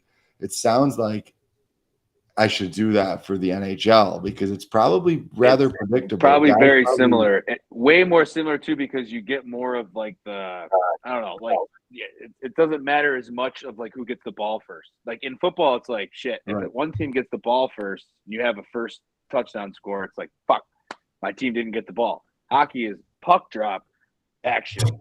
Like anybody on the ice can score a fucking goal. I bet you that would work even better with hockey. I can guarantee you money. I can guarantee you money. I don't know. Okay, don't actually quote me on this, but I can almost. But, guaranteeing money. Don't quote me on this, but he's guaranteeing. If money. you bet Carter Verhaeghe to fucking first goal scorer for every game that he plays, he's gonna hit fucking more than half of them. Well, boys, this is what I'm saying. So I just looked up Connor McDavid's goals, and if you get rid of his rookie year, he scores between 30 and 42 goals every season. So like my theory there is that, so basically that's like what, 46% chance he scores every game. So every game he doesn't score, his odds go up for the next game. Yeah. So maybe we should build that out. Build out the McDavid pyramid. It's hockey's so random though. You know, it's like pinball. Yeah, well, if he scores 4 goals in a game, well, the next 8 games are a wash. We avoid them. Yeah. His anytime goal scorer bet is what you're talking about, or are you talking about first goal scorer? Anytime, yeah. Anytime, yeah. Yeah, anytime. Yeah. First goal scorer is way too unpredictable. You can't build any. You could build somewhat of a model for that very, very vaguely, and you'd still have to get lucky. That's why I love golf, because every game for McDavid is just a game, right? There's no advantage. Yeah. And in golf, it's like, like this week, JT Poston, for example, he's on the card. He's out of form, but he's a great course fit. He's a great Birdie Fest player. He can't win on most weeks, but this week he can. And that's why I love golf betting, right? Because the model we just talked about, which I think we should still do, it's just a game of chances, right? Like you're still betting. You're still betting. Yeah. Right. That's what it is at the end of the day. You're not giving out locks or insider information. It's handicapping. Exactly. You're suggesting something. You're suggesting that what you're looking at, the data behind it all, and it could be used. I mean, it seems like it could be applied to a lot. I'm definitely interested in the touchdown one though. If you can run that one again, let me know. I'm interested. Thursday nights is big for hockey, and you got one game on for NFL. So you mix the NFL bets in with goal scorer bets on Thursday nights. That's the way to play it. I always get burned out with the NFL like tracking bets, because it's like you have a good week, you win like 3 units, like you know what I mean? Once you're golf, you shatter your Achilles on one play and you're out for the season because you took them and it happens earlier in the game. No, that's happened. That happens. That's part of gambling too as well in football. Yeah. Well, it's all scripted, so. Yeah. Here we go. I got my copy. I got my copy. You got a copy? What the fuck, man? I'm a season ticket holder. I didn't get no copy. I just gotta interpret the leaks. I guess the leak about Travis Kelce and Taylor Swift didn't come true because they were supposed to break up in I think, what was it, late September? It already happened. The date. Well, maybe they saw the leak. They saw the leak. They had to change the narrative. I don't see them.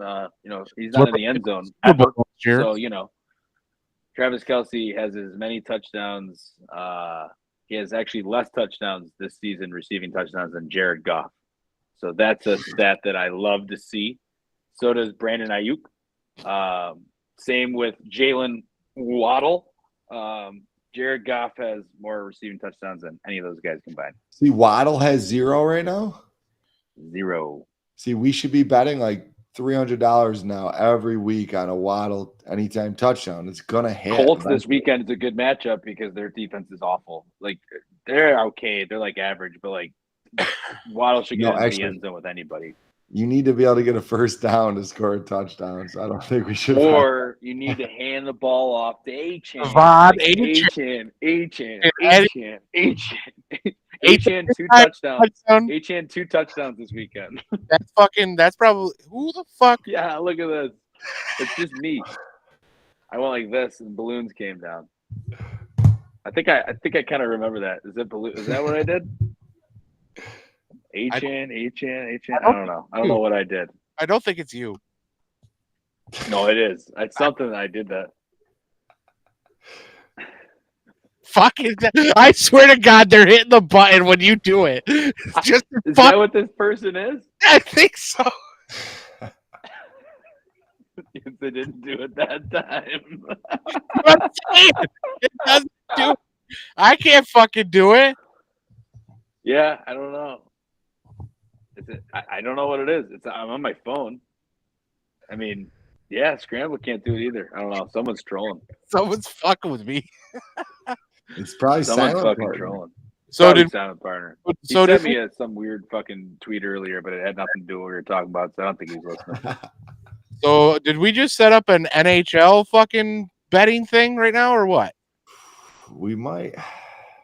So I think we need to extend the invite to the gambling competition to our man officially next year. By the way, we should invest into this idea, sidebar of what you're doing, and you can use the same fucking analytics, but it's basically fantasy gambling. And it lasts all year long, 52 weeks out of the year. And you have 3 bets, and they all have to be over even money. 4. So 4 okay, 3 bets and 1 lock. So it's basically think of it as 1 unit for your regular bets, for your 3 bets, and then your lock is worth 2 units. So you're taking that 2 units to get double the odds of what it is, and that's the points. If it's plus 200, you get 200 points. For any sport? Anything in a week. It's got to be within the week, and there's penalties, and there's if you don't put one in, you lose one for the week after. Like you got to be on it. It's a fun go fucking on a league. limb and say that's the fucking coolest thing I've ever heard. Like that's all anybody wants. Like it's a fantasy gambling league. Yeah. Oh, we can make an app for that, and it's like literally the most popular thing. You'd probably sell it to DraftKings eventually for a couple 10 mil. But other than that, I think we've started it. BJFF is the scorekeeper. He's the man behind the whole operation. Actually, hang on a second. And soon to be champion. My brother currently has the belt. He's probably going to be passing it off to BJFF next year for after New Year's because he's having a hell of a year. So you guys is that me? That's me at the top. Yeah. San Francisco first drive touchdown. Deebo Samuel. He scored the first touchdown, but not on the first drive. That's fucking killer. So this is last week's. I hit CJ Stroud for 3+ passing touchdowns for 450, but it was my lock, so that's 900. I haven't updated this yet. Jesus. But yeah, I got fucking all the way to fucking the end. Oops. And we've been going fucking all fucking year. Got all the bets and everything for the entire fucking year. And there's probably a better way of doing it. But this is the way that I found to work for me.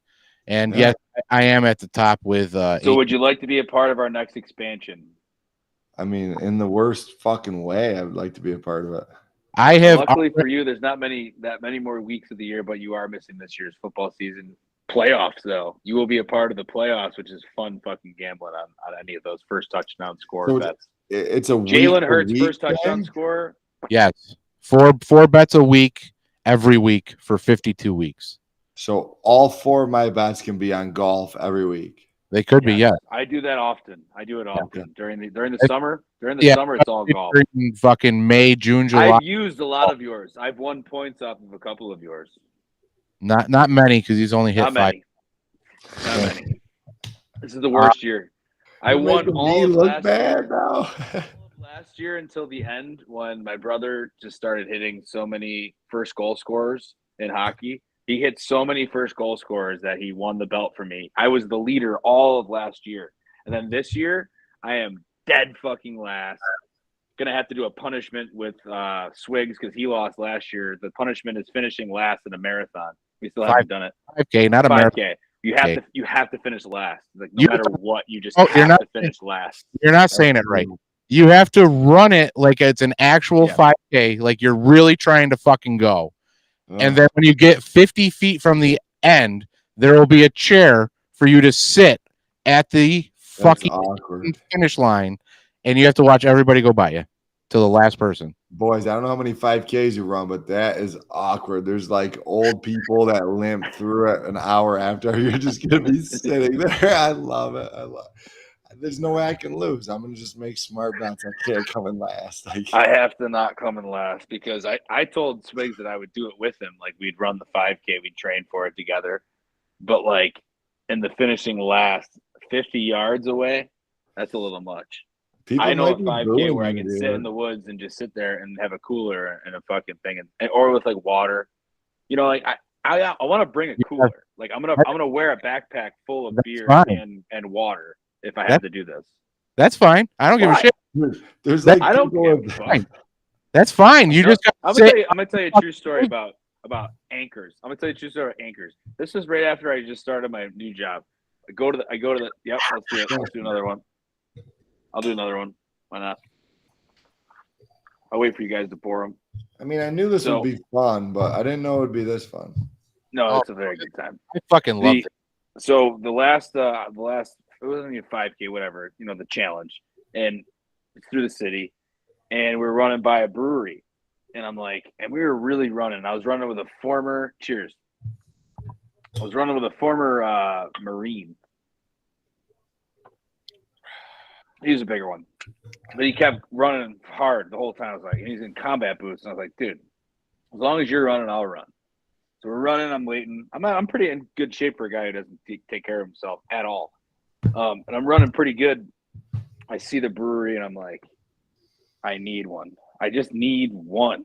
So I run over there real quick. I escape from the path. I run across the road. I hop up there. I'm like, anyone got one? Real quick. And they can see I'm a part of Anyone got one? They can see I'm a part of the, 5K, whatever. They're like, oh, my God. The guy's like, here. And I take it, and I, took, half of it. And they're like, finish it. So I was like, well, I'm already doing it. Put it all the way back. Put it back down. Thanks so much. Didn't pay a thing.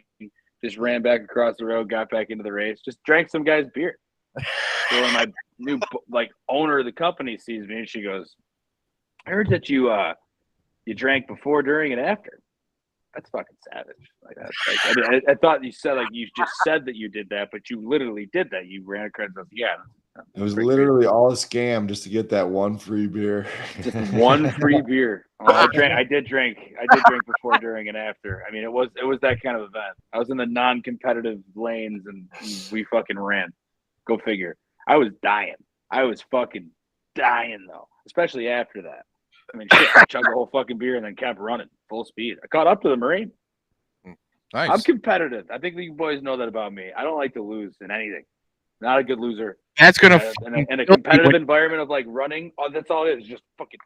Oh, you want to fucking run? You fucking train for this. I just chugged the beer. Fuck you. I'm finishing in front of you. Come on. That's gonna fucking kill you when you have to stop at the finish line, man. It's gonna kill you. I did it. Gonna kill you. Drank 2 beers after. No, I'm saying when you have to stop at the finish line, it's gonna kill you. And watch the fucking dude with a walker come in, and you have to finish that guy. And watch the lady with cerebral palsy that everybody's clapping for, and you're milking it so she can finish before you, dude. How you? No, I'll be sitting there, hats off, just good stuff. Good. We love you. Thank you so much. And then I look over at Spig. We're like, yo, you ready? You almost done with this one? We're like, up here. Cheers. We finally did it. Dude, the worst part is when you like start to turn the corner to the finish. They're gonna be like, number 38's coming up, and then you're just gonna sit down. Stop. I can't wait. I really I can't tell you, wait. that's a This that's is a a true. calendar That's a true. year. This is a calendar year betting thing. Starts Yeah, January. starts January 1st. Is I there have a monetary thing, or is it just last place has to do that? no. This year was Put money on it this year. $50 on it. I think next year is going to be 100.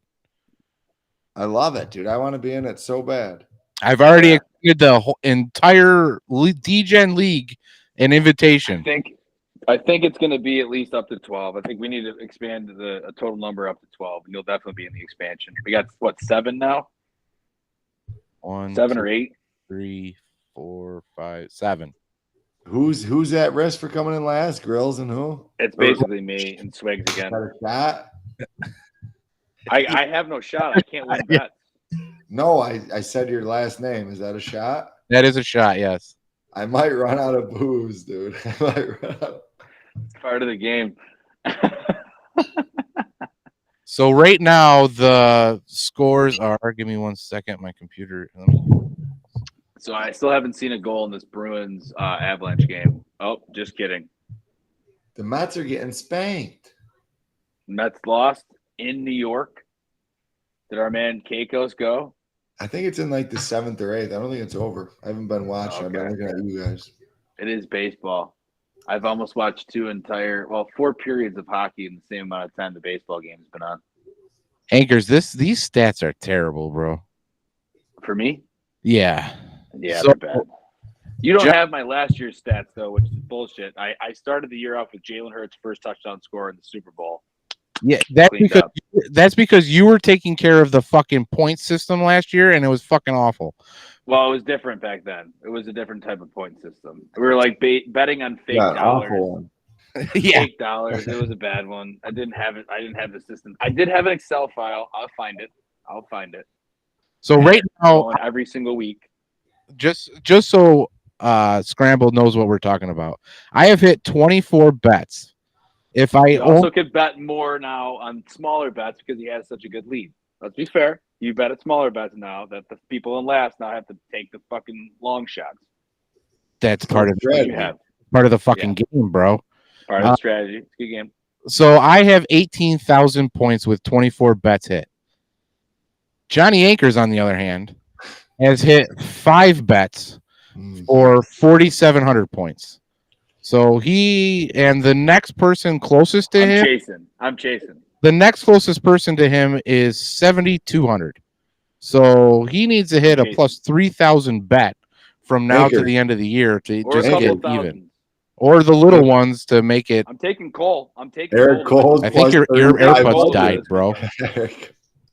I am taking Cole to win this weekend. Put it in the fucking writing. Put it in the books right now. Can you hear me anymore? Send it in. Lock. I'm locking it. Eric Cole for 8,000. What the Is fuck? he? What is he? Plus, I don't think he can. We hear can us. hear you, Beej. We can hear you, Beej. Yeah. No. We're just ignoring you. Fucking. I think. What is he? Plus 4,000 on the books. I got him there. I think he's down now. Okay. Oh, this is fucked up. Oh, now we lost Anchors. Oh, there you Why are. can't I hear you anymore? Dude, you got a Pacers Beej, hat we hear on? you. We hear you. What's that? Does Beej have a Pacers hat on? Look at me. No. Wait, is that a Pacers hat? It looks like a Pacers. It looks kind of like a Pacers hat. It does. It does. We can hear you. Thumbs You up. can hear me. I Thumbs get up. it. We hear you. He gets it. Okay. I can't hear you though. So hang on a He second. doesn't know that he doesn't know he has a Pacers hat on. It's never an easy trip with this. We'll get some good clips though. Believe me. We've had a good enough show that we're gonna get some great clips out of this. This part it's live, so you can't do anything about it. But this part we won't really clip as much. He bought a $69.99 Carhartt hat, but he didn't realize it was just a Pacers hat. Quit There's laughing at me. actually a Pacers Carhartt. Do you hear that? Oh, we're laughing at him. No. So Eric Cole is plus 4,000. Is that correct? To win, or that's not? Not right plus now. He's 4,000. probably 35 or 33 now. 35? That's fine.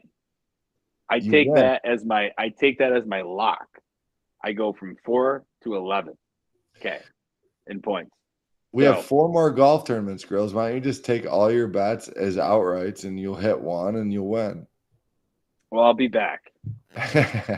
I'll be back. I'll definitely be back. But the problem is, I unfortunately, I alluded to very early on in this episode, that once the FedEx Cup's over, I don't really watch it. It's other stuff on. You know what I mean? Football's on, playoff baseball. I like watching playoff baseball. Hockey's back. Basketball is going to be back.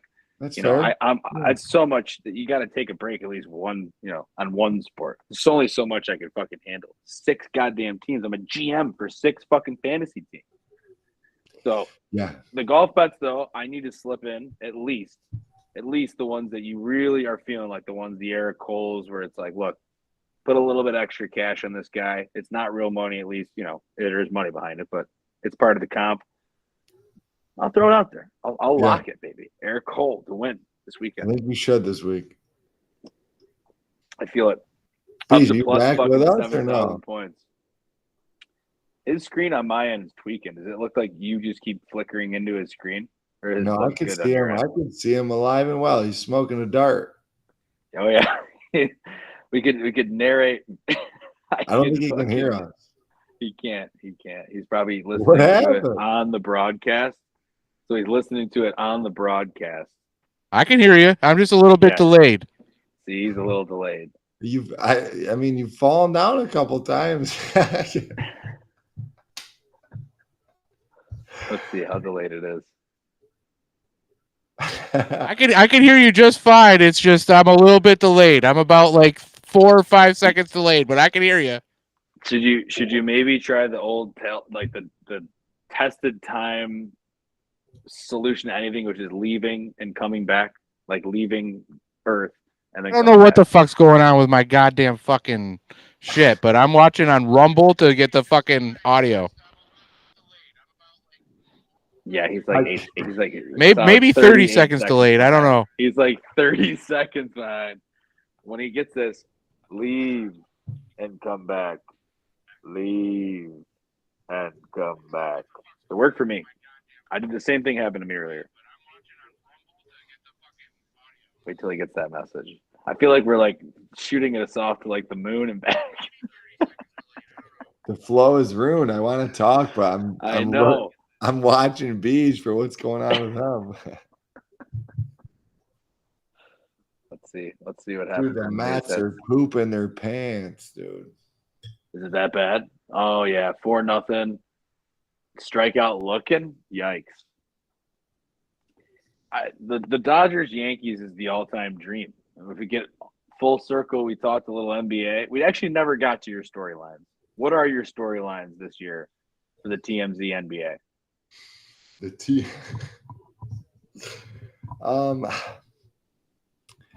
That's the one thing with the NBA that they have trouble delivering is authentic story. I mean, the Celtics are so good that I hate to say this out loud because the Pacers have a chance this year, but you're gonna endorse the Celtics. I mean, there's literally no chance they're not in the Eastern Conference Finals. You think they're gonna repeat? Eastern Conference Finals is what I'm guaranteeing they're gonna be in. But like that's crazy. Like you can't guarantee that. Could you guarantee the Chiefs are gonna be in? I don't think so. Maybe. You'd think that because if you were just looking at the record and you listen to the media all the time and just the absolute throat gobbling sucking that they do for Patrick Mahomes and Kelsey and all of them, you'd think yes. Now, that doesn't necessarily mean that I don't think they'd make it. They're my favorite to make it because they're who they are. It's a one-game playoff. How they're playing right now, I want us to be clear about this because it sounds a lot like a team we know. They're not playing their best. They have an all-time talent at quarterback, a guy that's been there, assistant that's been there, built around them. They don't really have that many weapons, at least maybe as of maybe last week. And they're still winning games. That's what good teams do. A good run organization usually does. Now the Chiefs are at a different level because they're the Chiefs, so they're still the favorite to get there. The other team, I mean, honestly, the Ravens, way more than the Texans. Like, Ravens could have beat the Chiefs. Ravens could have won every single game. Ravens are fucking Derrick Henry in still somehow his prime. Like, what? Are you kidding? They're the ones that are still. That I think it'll be a rematch. I do. I think it'll be a rematch in Arrowhead because of the tiebreaker. Yeah, see, I mean, your description there kind of told the story I was trying to tell, that it's a 7-game series in the NBA. So, like, the Celtics are guaranteed to be in the conference finals this year. So, if I don't know if he's got a nickname, I might have to take a shot. But if Timmy was getting ready for the season, what's there to watch? I mean, they're gonna be they're gonna be in the conference finals. There's no way around it. I mean, they just were like the most complete team that could play as a team. And the West has way better teams. As a guy who doesn't really follow the NBA that much, the West to me has the stars, like the real fucking stars. And that's why people would want to watch it more. They want them to win. I think he finally left. What happened, dude? He's fallen. He's I gotta reset here real quick. There we go. Once someone like leaves or I leave, I have to like reset the whole fucking thing. But yeah, I'm still here. I'm still here. You're still there. That's good. I'm still here. I can hear you. Can you hear us? Can you hear us? These goddamn thumbs up, motherfucker. I got these fucking thumbs up. He's live now. Beej is live now. Welcome back, buddy. He's not live anymore. Yeah, I can hear you. Oh no, he's still delayed. Well, we have been going for nearly 2 hours. I'm still a little bit delayed, so. Well, we can't stop yet, dude. No, we can't. What else you got there? The vino? I only got about one glass. You know what? I switched to. I'm gonna have one right before bed because it'll make me feel good. BJF, you're still delayed, man. I don't know what's going on. Leave and come back. Grillsy, I really need Beej to be here for the finish of this. Okay. Well, tell him on tape delay. Grabbing the secret tweet. Now, going to games. Listen, if I leave and come back, I think I leave the show and it stops. Oh. So I'm trying to be here. We can't have that. We can't have the show end. All right, well, you can do your closing with or without the guy, but real free plug, the bat throwback tease. Now, going to a game in Buffalo these days. I am still here. I'm right here. I'll keep the camera on if you like it, but you're back, dude. I see you. Nah, he's still delayed. What happened? He was back, but he's talking and then he's delayed. And then we hear it when we start talking about something else. Long story short, the tweez are the way to be. At a game, 24 ounces, you walk in, you're like, I just tailgated for 3 hours. I'm already buzzed. Give me 2 of those, and I'll go into a professional football game. Do they get the noise doesn't like beer or no? What's that? Do they get flat like beer or no? No, it's like a fucking iced tea. Well, it's my like complaint at the Bills Stadium is I get a fucking whatever ounce big ass beer and then a good beer play sucks. The beer gets warm. I spill it everywhere. It's fucking warm and flat, and it's. If you recall, the game where we exercised the demons against the Patriots with Mac Jones in the playoffs, that was probably the coldest game I've ever attended. And when you got your beer, within like 5 or 10 minutes, there was a frozen ice cap on top of your beer. The beer would freeze. You'd have to like chisel it out and fucking try to drink it. It was freezing. You'd never have to worry about your fucking beer being cold, but it was also freezing that day. And dude, was fun to watch though. Are you gonna keep season tickets at the new stadium? it's a long debate. Why? Did they already It's a tell no you fault. what it's going to cost? No, that's the problem. They're being so sketchy about it, and you're hearing the horror stories of people who have had 100 level seats, because we have 300 level seats. But the horror stories of people who had 100 level seats for 15, 20 years, totally getting outpriced. PSLs in the tens and 15,000. Come on, who the fuck is paying that up front to get season tickets in Buffalo? It's a total travesty what's happened. They're going to lose a lot of season ticket holders, and maybe that's the design. Maybe they don't want season ticket holders. They just want to pay and upscale the crowd with the new stadium, with what they believe is this better part of Buffalo, which is the money. Are you kidding me? That's not Buffalo. That's every corporation.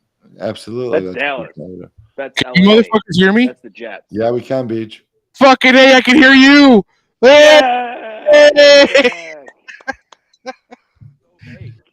I'm on the big screen on my screen. Yeah. Oh, there goes Johnny. There we go. Hey, you get the fucking center stage now. All right. Let's go, baby. Fucking A. That was some bullshit. But Grills, they have to. I said Grills. I got to take a shot. They have to. You guys can still see me because I'm frozen on my. Yeah, you're definitely frozen, but I can still see you. Okay. What I'm saying is, they have to. They can't just not offer you the tickets. So, like, they're gonna at some point tell you what you need to pay to stay. They haven't done that. So I keep being frozen, but whatever. I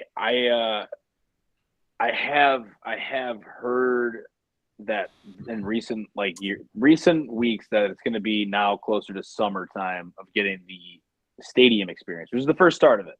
So the whole thing starts with your stadium experience. They're very, very clear about that. Like, oh yeah, you're going to get your stadium experience. Every time they lose like a couple tough games, like they'll call you. They'll be like, hey, how's it going? Like, still doing good? Like, just checking in. Like, yeah, I get it. Our Josh Allen just completed 30% of his passes, and I want to jump off a cliff when I think about the Bills. But thank you for calling me.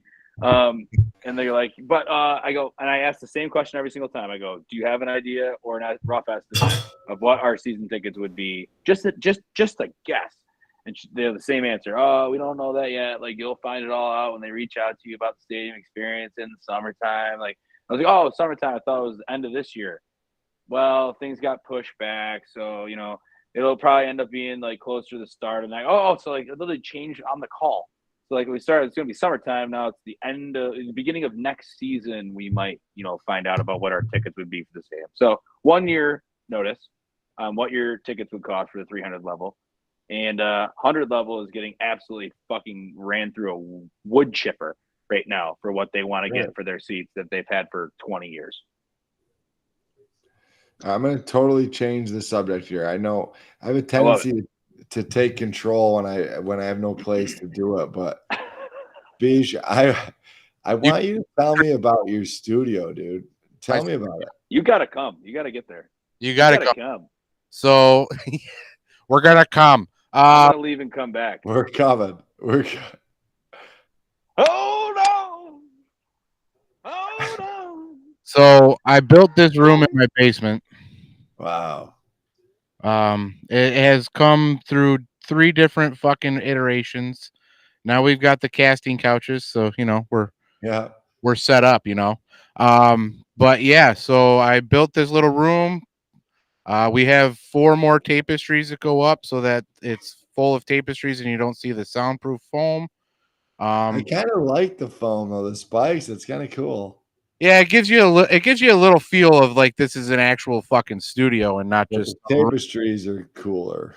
Oh yeah, I mean we're sticking with the alien smoking weed theme because that's mainly what we talk about is just conspiracy theories like a motherfucker. Should we get into? I mean, we're already over time. Should we get into one? What do you want to get into? I'm into all of them, bro. What do you think's going on? Fellas, I don't have an opinion. I want to hear it. Believe me, I lived with Anchors for years. He's the conspiracy guy. I'm not the conspiracy guy. If he's the conspiracy guy for you, I'm him times 100. Yes. So, I mean, I'll give you the biggest one that I think is going to come to fruition before Election Day. And I am convinced, and I hoped it not to be true, but I am convinced that Donald Trump is going to die. I don't think that he can come I in. just walked back into. Donald Trump's going to die before the election. By Fucking assassination? because he tried to own the Bills one time. No, because there's no way that they can allow him to be in office without a lot of people going to the gallows and hanging. This was your question. How's he gonna die, Beach? It's probably going to be a gunshot of some sort, and it's probably going to be on live television. So do you think the multiple attempts so far were numbing the public to when it's eventually going to happen? Correct. That's a good theory. That's a good theory. That. I mean, every single rally that he's had for the past month, there's a suspected shooter. And, we got him just in time. Or he's playing golf and there was a barrel sticking out of the bushes. What the fuck are you doing? Like, everybody knows you shoot from cover. Everybody learned from Oswald that you shoot from fucking cover. All right? Like, what are we doing? This getting the scramble for units followers into the fucking tinfoil hat people. The only reason this is the crossover we were looking for. He brought me there. I did not start this. I asked him for the latest conspiracy. But what I'll tell you is the only reason I lost our golf league was because I swear I saw a shotgun a scope coming out of the bushes, dude, and I ducked it. Then I sliced it right into those bushes and hit him right in the head. That had to be a tough pill for you to swallow, be honest. I was very poor. You put me in a tier that I did not belong in because I started the season hot, and I would refuse to be left in the tier. I agree. And I came close to winning a couple early in the same tier, but it was just not my year. That wasn't my year. Didn't finish last, but didn't finish good. Do you golf at all or no? He's getting around to it. I am getting majorly into golf. I asked Johnny. We're getting him into it, man. We're getting it into it. I asked Johnny Akers to be in a league, and he said he's already in one, and I think it's yours, and he's not leaving that. I'm quitting the other league. Yeah. Well, dude, we can do one of these just like we're doing right now, but in my garage, and I have a low-budget simulator, and us three can play golf. Yeah. And you know the best part. If you do a podcast in golf, that's next level while doing a simulator. One camera on the simulator the whole time, and the other camera just us chilling, talking about bullshit. And you know what's really awesome about all of this is all of my shit is portable. Yeah. So I've done it in this garage before. Well, I literally could pick up my podcast and bring it to your garage, and we could play a round of golf while we're talking bullshit. It'd be fun. That's the next step. Fucking let's schedule this right now. I am so down for like tomorrow. Like, this is so fun. That would be so much fun. Hell yeah, it would. Boys, is my mic? I have to call it for myself. I don't know. Is my mic good all night? Like, you can hear me nice and clear? Okay. I could. Because I bought it, and I've never asked anyone that. So, what kind of mic? BJFF is your man on sound. BJFF is your man to get the sound down. Definitely ask him that. Beach, it sounds good. It sounds all right. I mean, it sounds like you're in a room, but you don't have the soundproofing like I got, and you don't need it, to be honest. It sounds fine. Okay. What kind of system you running? No, there's no big system. I just bought a mic for $80. Let's see what it's called. We've gone through a lot of iterations in that studio, and when BJFF built the current one that we're in right now, like, it used to be in my basement, same thing. Echo was horrible. Yeah. We'd have the microphones, they were little balls. We would just put them next to each other. We'd talk about the Bible, we'd talk about conspiracies, and then we're like, we just needed a branch. We do Mortal Sportsman is obviously my favorite, but we do updates on humanity, free plugs for all of them. Updates on humanity. I've listened. I know. That's all news. I didn't even do thumbs up that time. What the fuck? Who is this asshole doing the fucking thumb? I wasn't even doing it. It was my fucking hands. It was my fucking hands. And then the best one, though, is when we're going to get Turks and Caicos on an episode because he loves this shit, is Astro Anthology. Astro Anthology is all about, like, religion and aliens and spirits and shit. Like, that is a fun one. Updates on Humanity is us telling you the real news that you're not getting because you're listening to the news that is paid for by the people who fucking own you. So we'll give you the updates that you need to know about. But Astro is where we get weird. We turn the lights down in the studio during Astro. It's Actually, I have the Astro lights on now. Hang on. Oh, that's not that. Those are the Astro lights.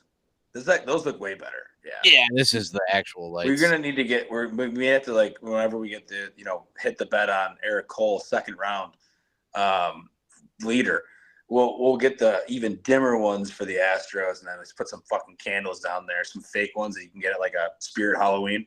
Yeah, we'll just have them down there, and Turks and Caicos, and you in the studio with him talking conspiracies would be fucking great.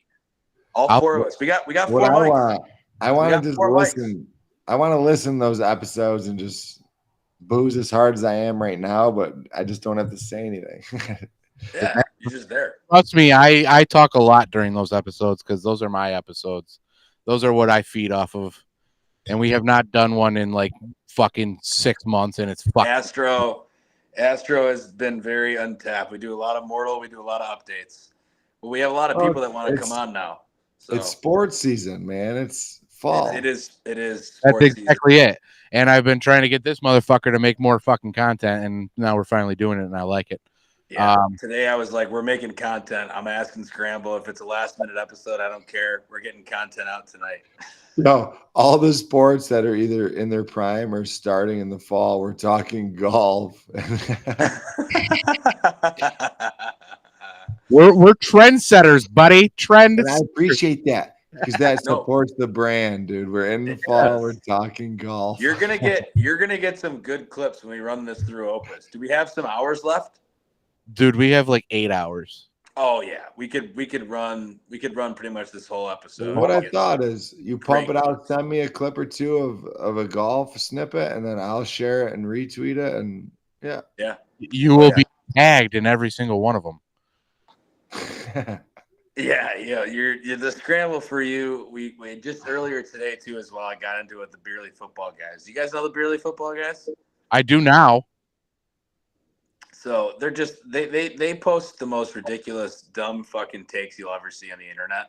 And the one guy's a Josh Allen hater, so I've been on his ass since the offseason. And recently he said he compared it to Tebow. So it was literally what our boy, we call him Sniffles, what our boy fucking Sniffles was saying about how the fact that he is Tebow, Josh Allen, like his comparison of Josh Allen is Tebow, like recently without a star quarterback. And he keeps backing it up. But his profile picture is him at a gym, clearly, like looking up at a camera, like it was fucking like fake, like trying to look good face, like such a total fucking queer. And I fucking just put an eggplant in front of it, and I was like, I said, you guys, he goes, it's still time to hire me, Beerly Football. Because my whole shtick is like, how are you associated with this like mildly successful podcast called Beerly Football? And your takes are fucking horrible. Like, absolutely, like, obliterated by any statistic. His thing is like, who needs stats? And like, I got these stats that says he's Tim Tebow. That's what you need to do, though, Anchors, is you need to go. I'm battling other podcasts. I'm going after other podcasts. And I'm saying, you're a fucking idiot. Come fucking battle me in a pod setting. But I'm saying you need to get into Beerly and then say, I need to get my editor in here, which is me, and then we'll just take over the entire fucking thing, and then boom, there are followers now. I don't think they'd like that. I mean, this was basically my Beerly audition tape tonight. So, I mean.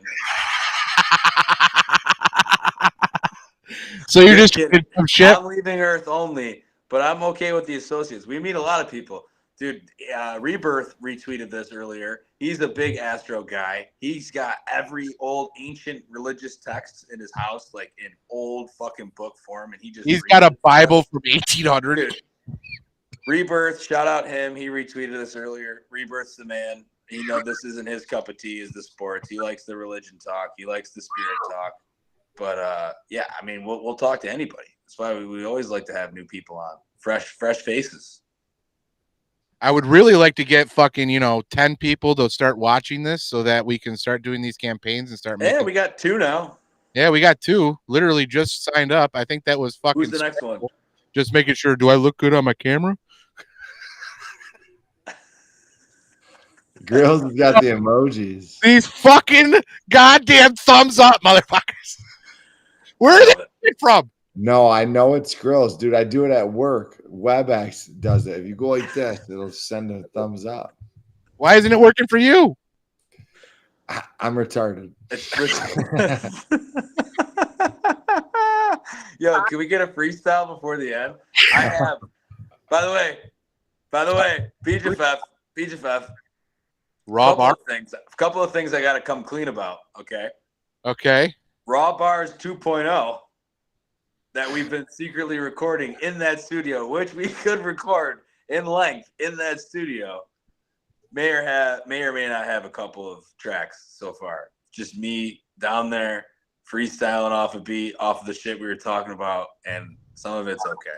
Let's leave that for in studio. When I come in studio, we'll do that. When he comes in studio, he's gonna freestyle, put some beats on, and it'll be fucking incredible.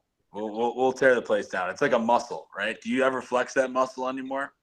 When I'm with the boys and drinking, I can flex that muscle. When I'm in my own house right now, what am I going to rap about? I know whatever I say, my family's going to hear it. So I'm just not freed up here. But if I was in Beach's studio, I think I'd be able to do all right. That's totally fair. When we get the boys together in the studio, it's a great, dude. The quality is phenomenal. The quality, just us sitting there on the couches with microphones in the soundproof studio. It's perfect. So you like this, right? This is pretty fun.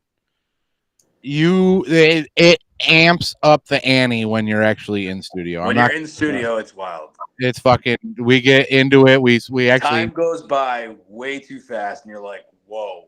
And you've had 7 to 10 beers, and you're like, what the fuck were we talking about? Like, whoa. What happened? Then we're freestyling and we're making raw bars too. If Eric Cole cashes any of our bets, one of the tapestries is going to be Eric Cole, and then I'm coming to the studio. Are we cool with that? That's a fair bet. Fair bet. If he's the end of round 2 leader, we're getting a tapestry and we're hanging it. Okay. I like it. We can give an alien face if you want, but it's going to be Eric Cole. No. I think at the very least, a framed picture of Eric Cole with the trophy, with like the picture of him winning the tournament is framed and cut out in a spot in the studio somewhere. It's like every time you come in, you pray to Eric Cole that your bets will hit that week. Love it. A lot of pressure for one guy to win this tournament. One wall tapestry. Right on that wall. Right on that wall. I love it. He'll look good on that wall. Eric Cole. You know what I want? I just want a first round where he's like in the top 5 and we're all going to be tight about it. Like, oh my God, he might do it.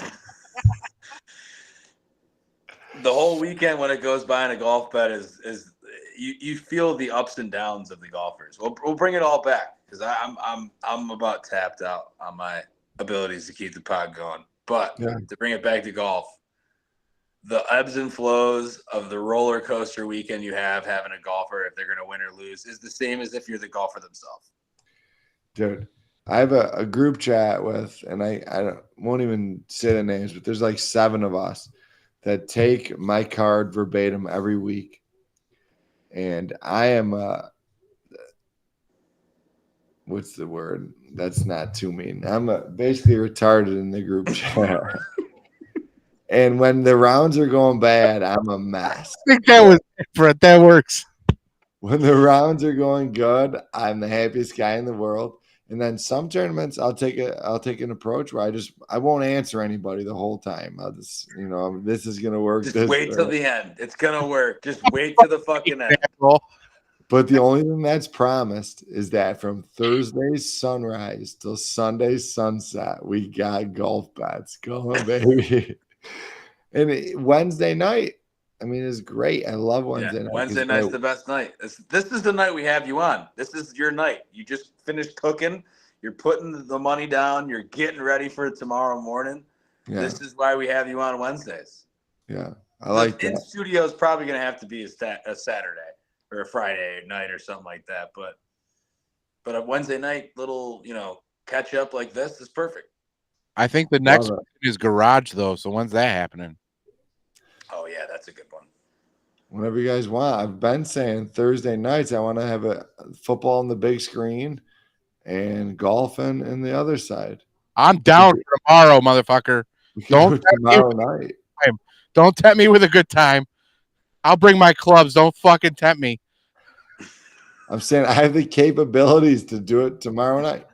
Johnny Anchors probably can't do it tomorrow night. We're to be completely honest. In the Anchors household, you only buy so many staying up late podcast nights without any real parental fucking. Dude, you used to be in the golf league 3 nights a week. I cut it down to 1.5. How many weeks did I miss?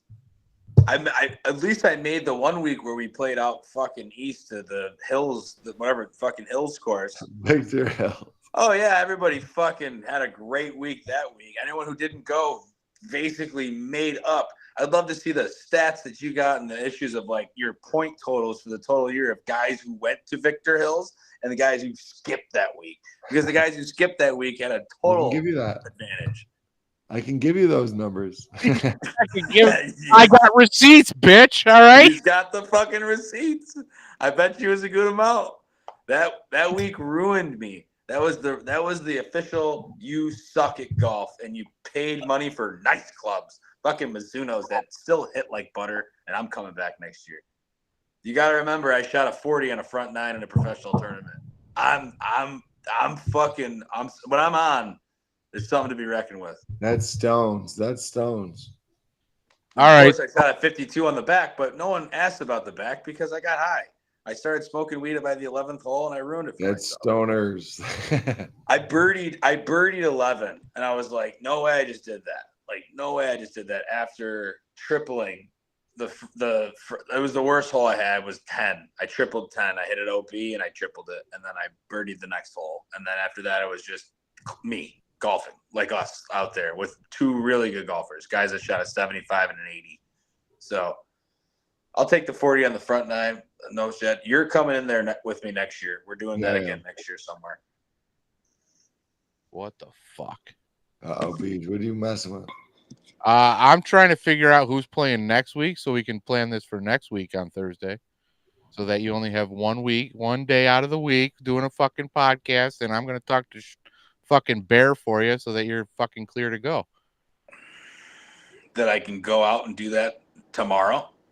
Not tomorrow, but next week. I'm going to give you tomorrow because, 2 nights in a row is fucking rough. I get it. New baby, everything. I got it. He ain't even that new, dude. He's a little fucking shit. New baby. That brother's 1 year old. Yeah, he ain't new anymore. I'll tell you what, another thing about him. You can go tomorrow. No. But, so he's still a new baby then. Well, Anchors. I don't want to say it's a new baby. It's just he's Anchors. My wife messaged me today and said I RSVP'd to Anchor's son's party. I go, are we going or no? And she said yes, and I said yes. That's on the east side too. It's closer for you. We're going. Oh yeah, that's gonna be a good time. We got open bar. Got to drink enough booze for the first part of it. I believe that is the case. That's it. We're gonna have Micah's first birthday at a brewery. We always say a first birthday the kid doesn't remember it. You might as well. They don't know. Yeah. We didn't do that shit though. And then to get back into the societal part about it, and I gotta take a piss. We can keep going all night if you want to, but I gotta take a piss in a second. But I'm gonna pee too. We didn't fucking have these parties as a kid. We had parties at our fucking parents' house or our grandparents' house. Just, family and a few friends would come over for your first birthday. They're like, you had a big first birthday. You'd have a lot of friends, but it wasn't. I don't think it was ever at a bar. Like we had it at we're not even a bar, like an event space. The whole thing of it now is an event. It's got to have a theme. Well, it's got to be. You know what I mean? It's crazy. I agree. Our parents. I don't think we ever did that. There's no themes from our childhood. I don't think there were themes for our first birthday. It was your first fucking birthday. Your family's there. You get gifts from all your friends. Everyone gets drunk. Like we do that same thing now, but we have to throw. I think it depends on your family. I don't know about the drunk part with my family, but Maybe with yours, not so much. Definitely our families. Definitely with mine too. Yeah. Girl, should we go piss and come right back or no? Right back. All right, Beach, hold it down. I got you, bro. So I think we are going to fucking try for next Thursday. I will talk to Johnny Anchor's wife. The Thursday night game is kind of shitty, which is Minnesota Vikings versus Los Angeles Rams. Who the fuck cares, right? But you know what is good is the Panthers are playing. I believe those are the defending champs, and my team, the Kraken, are playing on Thursday next week. So I think it's going to be a good fucking night, and I think I'm going to crush these dudes in golf. Probably not. I fucking suck at golf, but it should be fun. So join in on next Thursday to watch us play golf on a budget simulator, I guess. Again, hit all of our fucking socials at BeeJFF. That's at BeeJAPHETH at Johnny_Anchors. Our man on tonight is at Scramblin, the number 4 ORE capital U. Follow him. Go look at our website, leavingearthpodcast.com. If you have any suggestions for giving us ideas on content or what you want us to talk about, hit us up on the X app or Twitter, however you want to fucking call it. And we can also take your emails at leavingearthpodcast@gmail.com. What up, bro? How's that piss? It was great. Very professional sounding. I've gotten it down to pretty much a T. So I was just telling them that the game kind of sucks next week because it's the Vikings versus the Rams. But we got the defending champs, the Panthers. Hold on. Vikings Rams ain't that bad of a game. There's fantasy players there. There's the Rams are 1-4. If fucking Cooper Kupp Injuries. is back, we're good. If Cooper Kupp is back, I'm interested as a motherfucker. I'll tell you that right now. He could be playing this weekend. He also could be traded. So who knows? But I'll tell you right now that he's in my starting lineup because he's got points next to his name. As soon as it fucking switches from points to 0, he's going out. All right. But if he's in that fucking game, I'll be interested as a motherfucker. I'm not gonna lie. Yeah. Cooper Kupp on the Rams, I think they got a fucking better shot. the Vikings are also a fucking wagon, dude. That's the best team in the NFL. So, okay, but so they should steamroll them. How is that a fun game? They don't really steamroll anybody except for the Niners, which is odd. But the Vikings have something that I think many other teams wish they had, which was the underestimated card, and they continue to be underestimated. I think they're an underdog this week against the Lions, which is probably warranted. But the Lions, if they imagine this. Sam Darnold comes out. Every game's the same. Sam Darnold comes out, looks like the best quarterback in the fucking league. And then the Minnesota defense figures out their offense. And then as soon as adjustments are made, they're like, oh shit. We're not really ready for these adjustments in the second half. So they weather the storm and then somehow still have managed to win every single game. I don't know if that'll happen against the Lions, but that's a huge fucking game. That's a 1:00 fucking game this Sunday is Lions Vikings. And if the Vikings go 6-0, dude. The Vikings aren't good. They're not good? No. All right, tell us why. They're just not good. I mean, you don't like Sam Darnold? No. Who the fuck is that guy? I feel like Conor McGregor in this bitch. Who the fuck is that guy? I mean, they're okay, but no, they're not good. They haven't impressed you enough to think that they have no shot against the Lions this weekend. I didn't say that. They're such a fraud that I think they might beat the Lions. Okay. And that means they're fraudulent. And then they'll lose in the wild card round. I don't think they're very good. No, they don't pose much of a postseason threat, I would say. Nothing other upgrade of Kirk Cousins. I think it was a few years ago. Kirk Cousins and the Vikings won 9 or 10 close games in a year. It was crazy stat. The most close games that anyone's ever won in a year. And they're well, that's not going to work throughout the whole eventually you're going to lose one of those close games too. See, we would have built the model like, oh, they're gonna lose any week now, and then they just keep winning over and over. The Vikings model. Who's got the Vikings model right now that's been paying out every single week because they just keep winning with Sam Darnold? So through 6 weeks, who's going to the ship? Good question. Super Bowl? Yeah, who's going to the ship?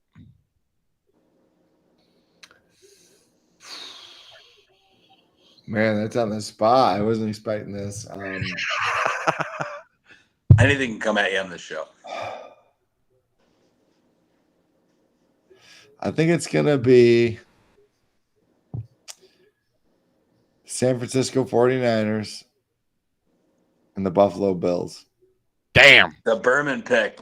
The fucking Berman pick. Damn. That's a good pick. That's not a good pick. No, it's picked every single year and it never happens. The Niners is a great every single year and it never happens. The Niners is a great pick. The fucking Bills is a terrible fucking pick. Terrible fucking pick. Really? Terrible fucking pick. I would say it's terrible, especially Mari Cooper is fat head. He plays chess in his spare time. I mean, like. Whoa! Oh, it was for the Super Bowl. Sorry, my pick was Eric Cole, end of round 2 leader at the Shriners Children's Open.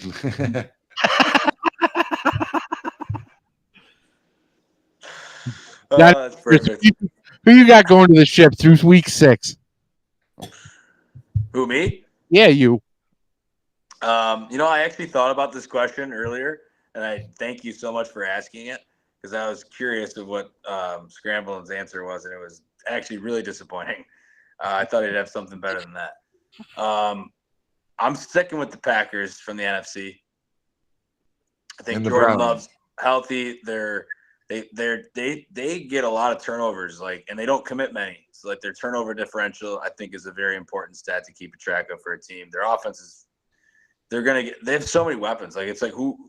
Everybody has a Green Bay receiver on their team in fantasy. If you don't, and it's a total boom bust, flex play because there's so many of them.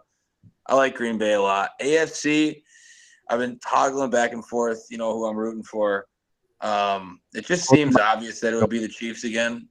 Somehow, it would just be the Chiefs, Packers, a couple big brands, Midwestern teams. It's a good football matchup for after a tough election. 145 comes back, and I don't know. The whole thing is just, to me, it's the Chiefs. They're gonna keep winning these stupid fucking games, no matter what you blame the refs, how bad Mahomes plays. They just know how to win. Chiefs, Packers. And the Packers win. So those are 2 way different things, and mine's going to be completely different. AFC is pretty tough for me. I'm not going to lie. No one's good besides the Chiefs. But the Chiefs are good. And they're not good. Yeah, and the Chiefs suck. Yeah, and they're not good. No one's good. I think in the NFC, I think it's going to be the Bucks. I like that. Baker Mayfield's looking great. I think Baker's going to finally get into the ship. AFC, man, I don't fucking know. It could be the fucking Falcons for all I know. It's not the AFC. Take a shot. We're gonna cross the conferences. Take a shot. I don't even. No. Make sure it's tall. Come on. Okay, that's all I got. Who the fuck's in the AFC? Nobody's fucking good. I don't fucking watch it. It's so bad. The AFC is so bad to you that you had to choose an NFC team to It's got to be fucking. So who the fuck's the other bird team? The fucking Cardinals are on NFC. Ravens. Ravens. Yeah, the Ravens. Ravens is a good pick. All right, the Ravens. So it's got to be Bucks Ravens. That's a really interesting Super Bowl that I think would actually be an entertaining one if it did come true. It would be a show. It won't though, because Lamar Jackson is the worst playoff quarterback. He's basically the football version of James Harden. Well, or you also okay. So from a conspiracy fucking perspective, Yeah. ripped it the fuck away from him last year because he was supposed to go to the Super Bowl last year with the Super Bowl colors. with the Super Bowl color logo. Yeah. You've seen that conspiracy, right? Scramble. No. Okay. The So logo. since like 2019, 22. I think 17, something like that, they've been Not that much, but no. it's 2021 ish. They All right. started the logo. Whenever they started putting colors into the Super Bowl logo, the colors represented who was playing in the Super Bowl. But it was decided well before the season started. Yeah, so these are the colors for the Super Bowl. And you'd see the colors, you'd be like, yeah. So the Super Bowl colors the Super Bowl logo was revealed at the Super Bowl. So the next year, the colors would represent the teams that were in the Super Bowl. Everybody caught on for 2023, so they had to purple and red. Yes, so Niners, Ravens. And they had to switch that shit up, and then fucking Taylor Swift came into the fucking picture, and that's the story that was wrote. Ravens came close. But one went away. Ravens making that a legitimate conspiracy. And it plays true to every single year before that. What's this year's logo, PGF? I do not know. I did not look at it. Hang on a second. We got to pull it up. We got to interpret what it could be because they'd be like, haha, we fooled them last year. There's got to be red in it. There's always red in it. Just to make sure to know that the Chiefs are always potentially going to be that fucking team. What's the Roman numerals for this year? But you think about this. Think about this too as well. The Vikings were the only team that could have came out of the NFC in purple. Thank you. That's the thumbs up. They love me with the thumbs up. I'm fucking Fonzie on Rumble. Look at that. Fireworks on fucking Fonzie on Rumble. That's amazing. That's amazing. So that's the Super Bowl logo. That's Green Bay and the Chiefs. Yeah, that's Green Bay. That's Green Bay and the Chiefs. That's Green Bay and the Chiefs. Where is it in New Orleans this year? Yeah, that's Green Bay and the Chiefs, guys. Because the Jets ain't making it. The Jets ain't winning the fucking Super Bowl or going to the Super Bowl against the Niners or any other red team. Jets, Falcons, who would love that Super Bowl? No one. Eagles? It's going to be Chiefs, Packers. Eagles, maybe? Eagles, Chiefs again? No, I don't want repeats and Nick Sirianni shaving his head. So I don't see that happening, but that's an interesting one. Green and red. That's an interesting one. Packers, Bills, red. Two great North American teams. That looks like Bills Niners to me. Oh, I don't know how, but all right. I don't see it. Bills Niners is a good bet, but they've broken the curse as of last year, so who knows? That's a weird green. It definitely what the green indicates to me. It's either Jets AFC or Packers NFC. No other greens to me make a difference. It's not teal, so it's not gonna be the Dolphins. What if Huntley just fucking starts to click? They have the top scoring offense. You can't get a first down. But what if he's the worst scoring offense this year? But what if he starts to click? The only time you saw him was 1 week in. He's now had a bye week that he can learn all the fucking plays. He can learn the shifts and everything because that's their biggest downfall is all the shifts that they do. Are you smoking your stuff already? Is it that good? It's wicked good. This shit is fucking. Hang on a second. That'd be some good shit. Huntley's gonna start clicking off the bye week. 35%. So that's not bad. But I'm just saying, like, what if off the bye week? What if he fucking starts to click with Tyreek? You'll beat the Colts. Okay, off the bye week, you'll beat the fucking Colts. Waddle, who said? Scramble or anyone. Waddle touchdown this weekend is probably a good bet. It's probably a good bet every week till it happens. Couple, H-N 2 touchdowns. They figured it out, but Huntley, Huntley's a very poor man. He's going to be like in between freshman and JV Lamar. but he did a pretty good job in the Baltimore system. Baltimore's always had a great offensive line. I don't know if I could say the same for the Dolphins. That's the problem. That is 100%. Their offensive line's way worse than the Ravens. Yeah, he's going to get 3 sacks a game, at least.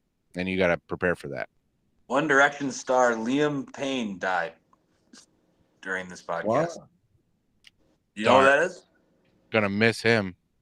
No, but he sounds famous. Someone from One Direction died during this podcast at 31. At 31. That's a shame. Old age? Who knows? It just hit the media. We'll see what happens after that one. At old age. He didn't live long enough to see Eric Cole win second. I'm going to say second round winner. More importantly, John Rahm tees off in 3 hours. You're staying up for it now. We might still be podcasting. This podcast might still be going. I picture this to be like hour and a half, 2 hours tops, and we're going up on 240 right now. Do you think that you think that One Direction guy killed himself or was killed because of some sort of ring? Yeah, it's always one or the other, right? Right. Yeah, it's always like he actually did kill himself, or he was a part of a pedophile ring, or he knew about a pedophile ring. People don't just die ever. Yeah, it's not. It's definitely. It's got to be those two. It's got to be one or the other, right? I mean, That's fucking. No one just dies anymore. I want to know how this guy died. Or there's something else. Are you looking it up? I'm trying. My Twitter is too much golf focus. I gotta go on the internet. Your algorithm won't allow you to get into. I started typing One Direction. It's like hole in one. Hole in one direction. The directional of hole in one. His algorithm is so compromised. He can't get any other outside news other than who's putting on which Bermuda this weekend. Which Bermuda? I tell you, all-time golf movie. What is it? What is yours? I mean, what's your? I mean, you could have a couple favorites because there's not that many, but like, if you're gonna say I can watch one golf movie for the rest of my life, which golf movie are you picking? I mean, to me, it's completely obvious. And it's not a sexy pick. It's fucking Happy Gilmore. Yeah. Now, are we gonna pick anything else? If there was Caddyshack. Yeah. It's old school, and I'll say that there's a few other ones out there that are like friskier than those picks because those are the obvious two. Happy Gilmore, you just wouldn't want to ever go without seeing, but they're making a sequel, so it's like the Caddyshack sequel is fucking. I don't know how good that's gonna be though. Yeah. Oh, I bet it's gonna be great. All of Adam Sandler's fucking whack Netflix movies are actually really funny. So I think this one's gonna be Halloween. I thought this was gonna be the worst movie I've ever seen, and it was, but it was still funny because Adam Sandler was in it. It's always the One Direct dude fell 3 stories to the ground and died. They don't know why. He got thrown off a building for knowing about a pedophile ring? And also 2 people were seen exiting his room right before him leaving. He fell from a 3-story building. Allegedly. No, I just read he left a Diddy party and fell 3 stories.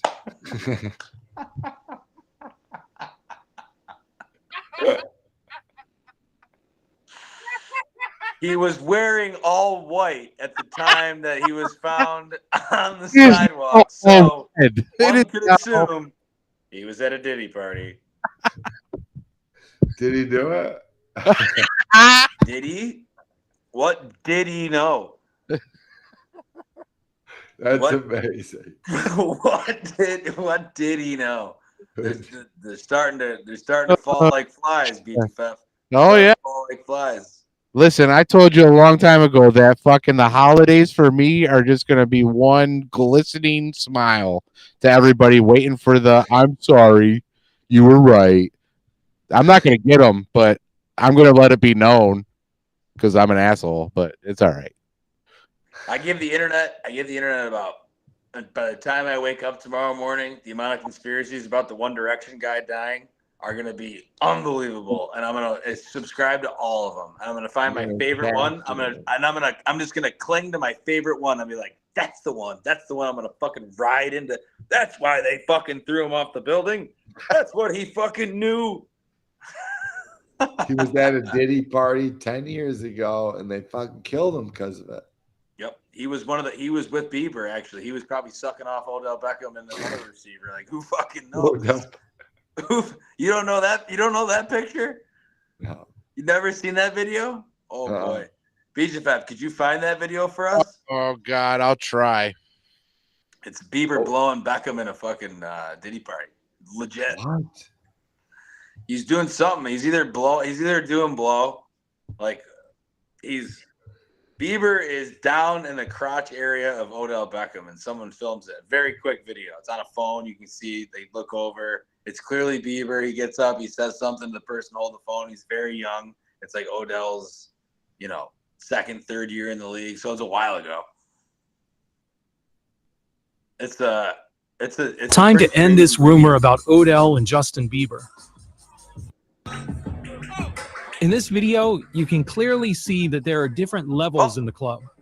Possible a step because in the first clip, Justin is on the same level as Trey and Odell. We can see Odell and Justin drinking water, but in the second clip that people keep posting, they edited out that Justin was holding a bottle when Trey started to call out to get them in a video. And you can see at that same time, Odell was putting down his water bottle and his mouth still had water in it the way his mouth was puffed up. What? And then I put it in slow-mo so you can see for yourself that the camera showed that Odell really moving to the side to put his bottle down. And Justin bottle is shown after he took a sip. So they both just reacted at the same time, and people ran with it as something else. Wait, look. What is it? That's Bieber at his crotch right there. That's Bieber right there. That's Bieber. Yep, his pants are down. He goes, "Oh hey, oh shit! Don't look at my dick." He's blowing him. Why are you filming this, man? Stop filming it, so man. many fucking drugs, he doesn't even know where he is. Pull the pants up, dude. It's so demonic. Let me put my dick away. See, maybe this One Direction guy was Bieber's +1 for that party. Who knows? They're taking him out one by one. Bieber is fucked up. You guys doesn't even have half a chin left. Bieber could fucking blow the lid on all of it, but he's married to fucking Stephen Baldwin's daughter, so he's kind of fucked. Oh, he's mind controlled as a motherfucker. Yeah, he's fucked. He's fucked. We can go on forever. I mean, fuck the LeBron reason findings are incredible. They've played into this podcast history. It's so fucking perfectly. Is the picture of LeBron in the maid costume real or not? It's got to be. How does it gotta be? Come on, everything's fake on the fucking internet. It's got to be. What are your feelings on LeBron James? They're scrambling. Oh, I wish you never asked me this. Oh boy. He's down again. Down. Yeah, why did he keep falling? That was the spirit of LeBron coming after you. He's got dark fucking magic powers there, BJFF. Careful what you say to the king. I hate that question. That guy. I should hate LeBron James. Everything he's done to me and my teams, but I'm going to say something that you're not going to agree with. I think he's the purest celebrity ever. Has he ever done anything wrong? Yes. Yeah, there ain't no party like a Diddy party. Not even the Diddy party. Wait, did he go? He associated himself with China. He is a China sympathizer. He will always be a China sympathizer. He's an enemy to the United States. What about the satanic rituals before every game? Oh, that's the one. That's a good one. That's apparently a satanic ritual. You didn't know that one? Dude, his life I don't subscribe to that either. Hold on. I'll pull it up. I'll pull it up. LeBron. Wait, did he go? Ain't no party like a Diddy party. How would you know that if you didn't go? It'll never haunt him because there's people that just want to whitewash that like Michael Jackson fucking touching kids because his music's good. See, People are gonna whitewash LeBron. all of these people because they're not good. LeBron's not doing that. You think he's doing that? He probably got banged. He acts a little gay. No, I don't think so.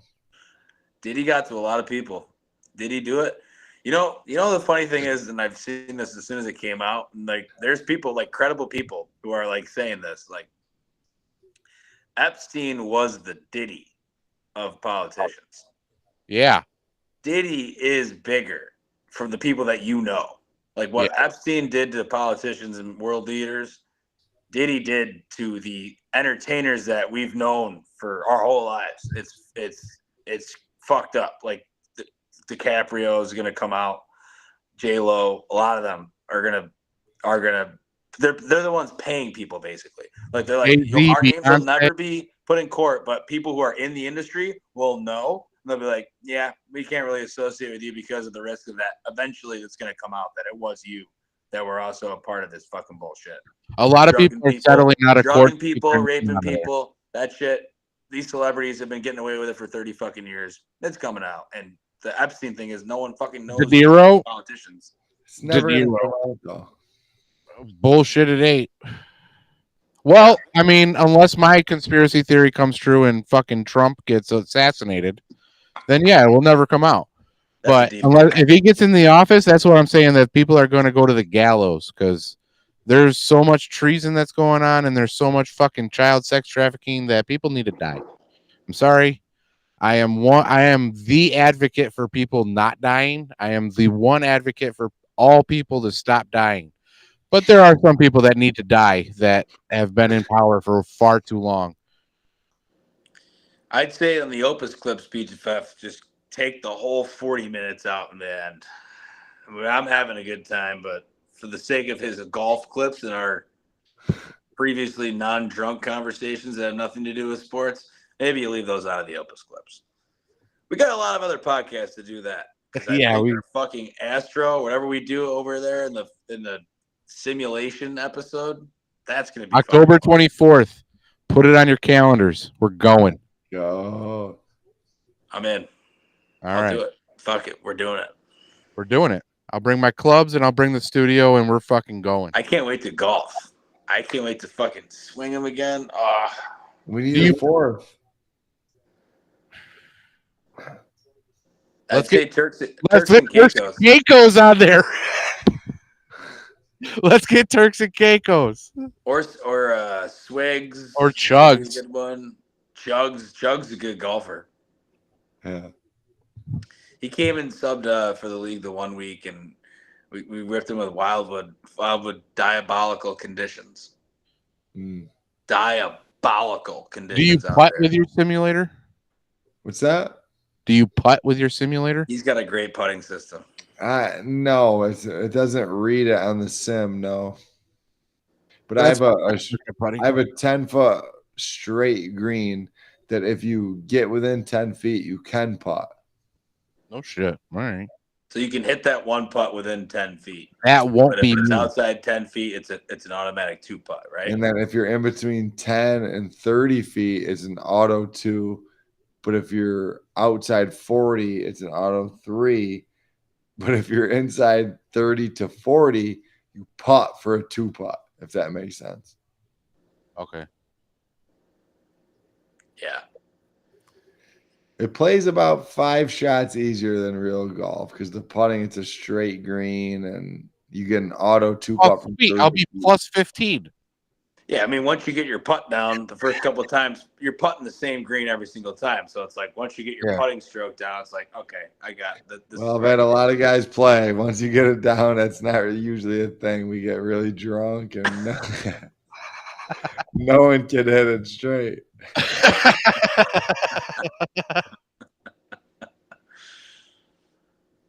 I'm fucking stoked for that though. You don't even know. Love it. All right, boys, should we call it? Let's call it. I got my last goodbye shot right here. You're gonna have to give me a second. Hang on 1 second. We do goodbye shots. Scramble. Yeah, we don't gotta go anywhere. Scramble. appreciate you being on, man. This was great. It's a long time coming. You finally got the system set up and you're ready to go, man. You're going to be doing one of your own of these quite soon, I bet. I appreciate it, buddy. This is fun. I knew I was gonna have fun, but I didn't know I was gonna have this much fun. It's why when you do it a couple of times, it's addicting. It's like the same way when you started with your fucking golf bets, man. You got those addictive personalities. Nothing wrong against us. It's just genes. Totally agree. It's just fucking genes that we got. And this, I mean, when we first started doing it, and then once we moved to the studio in BTFS basement, it was like, dude, I want to do this like every fucking day. Like, this is just fun. I know I can't, but like, I want to do this every fucking day. It's just too much fun. Yeah. Get going. Wait. Where's Beige? Oh, there he is. There he is. Man, dude, I swear to God, it's like Blair Witch Project. And it never looks like that in the studio, but you're going single cam. Yeah. I don't have the gimbals yet. That's my major problem. Is that I have my webcam is my cell phone. And once I get the gimbal, it will actually be secure, but right now it's just sitting on a desk. So yeah, that'll fucking do it. Dodgers beat the Mets tonight, 8-0. Yo, cheers to Eric Cole, boys. Cheers to Eric Cole. Thank you for joining us on Mortal Sportsman. This was a great fucking time. Go follow my man at Scrambling, the number 4 OREU. Scrambling for units. He'll get you all the fucking golf bets from now until infinity, and he'll have the receipts to prove it. Johnny Anchors, any last words? What I have to say, and it's a perfect time to say it, I must admit one last thing. My typical sign-off for this podcast, which has been the same since we started it, was actually originated from the guy we have on tonight, Scramble for Units. I don't know how he came up with it or where he came along with it, but that's what I say at the end of every episode, and it is take it easy. Take it easy. Scrambling for Units, any last words? No, man. I said it 3 times. I had fun tonight. I didn't think I'd have this much fun, but I did. So thank you guys. And Eric Cole is gonna cash us some units this week. And we'll see you on the 24th for our fucking golf championship. I don't know what the fuck it's gonna be, but it's gonna be great. Let's do it, boys. Let's fucking the tinfoil cup. The tinfoil cup. I love it. Fucking A. Thank you for joining us on Mortal Sportsman. Stay with me, Scramble. Take it easy. Take it easy. Peace. All right.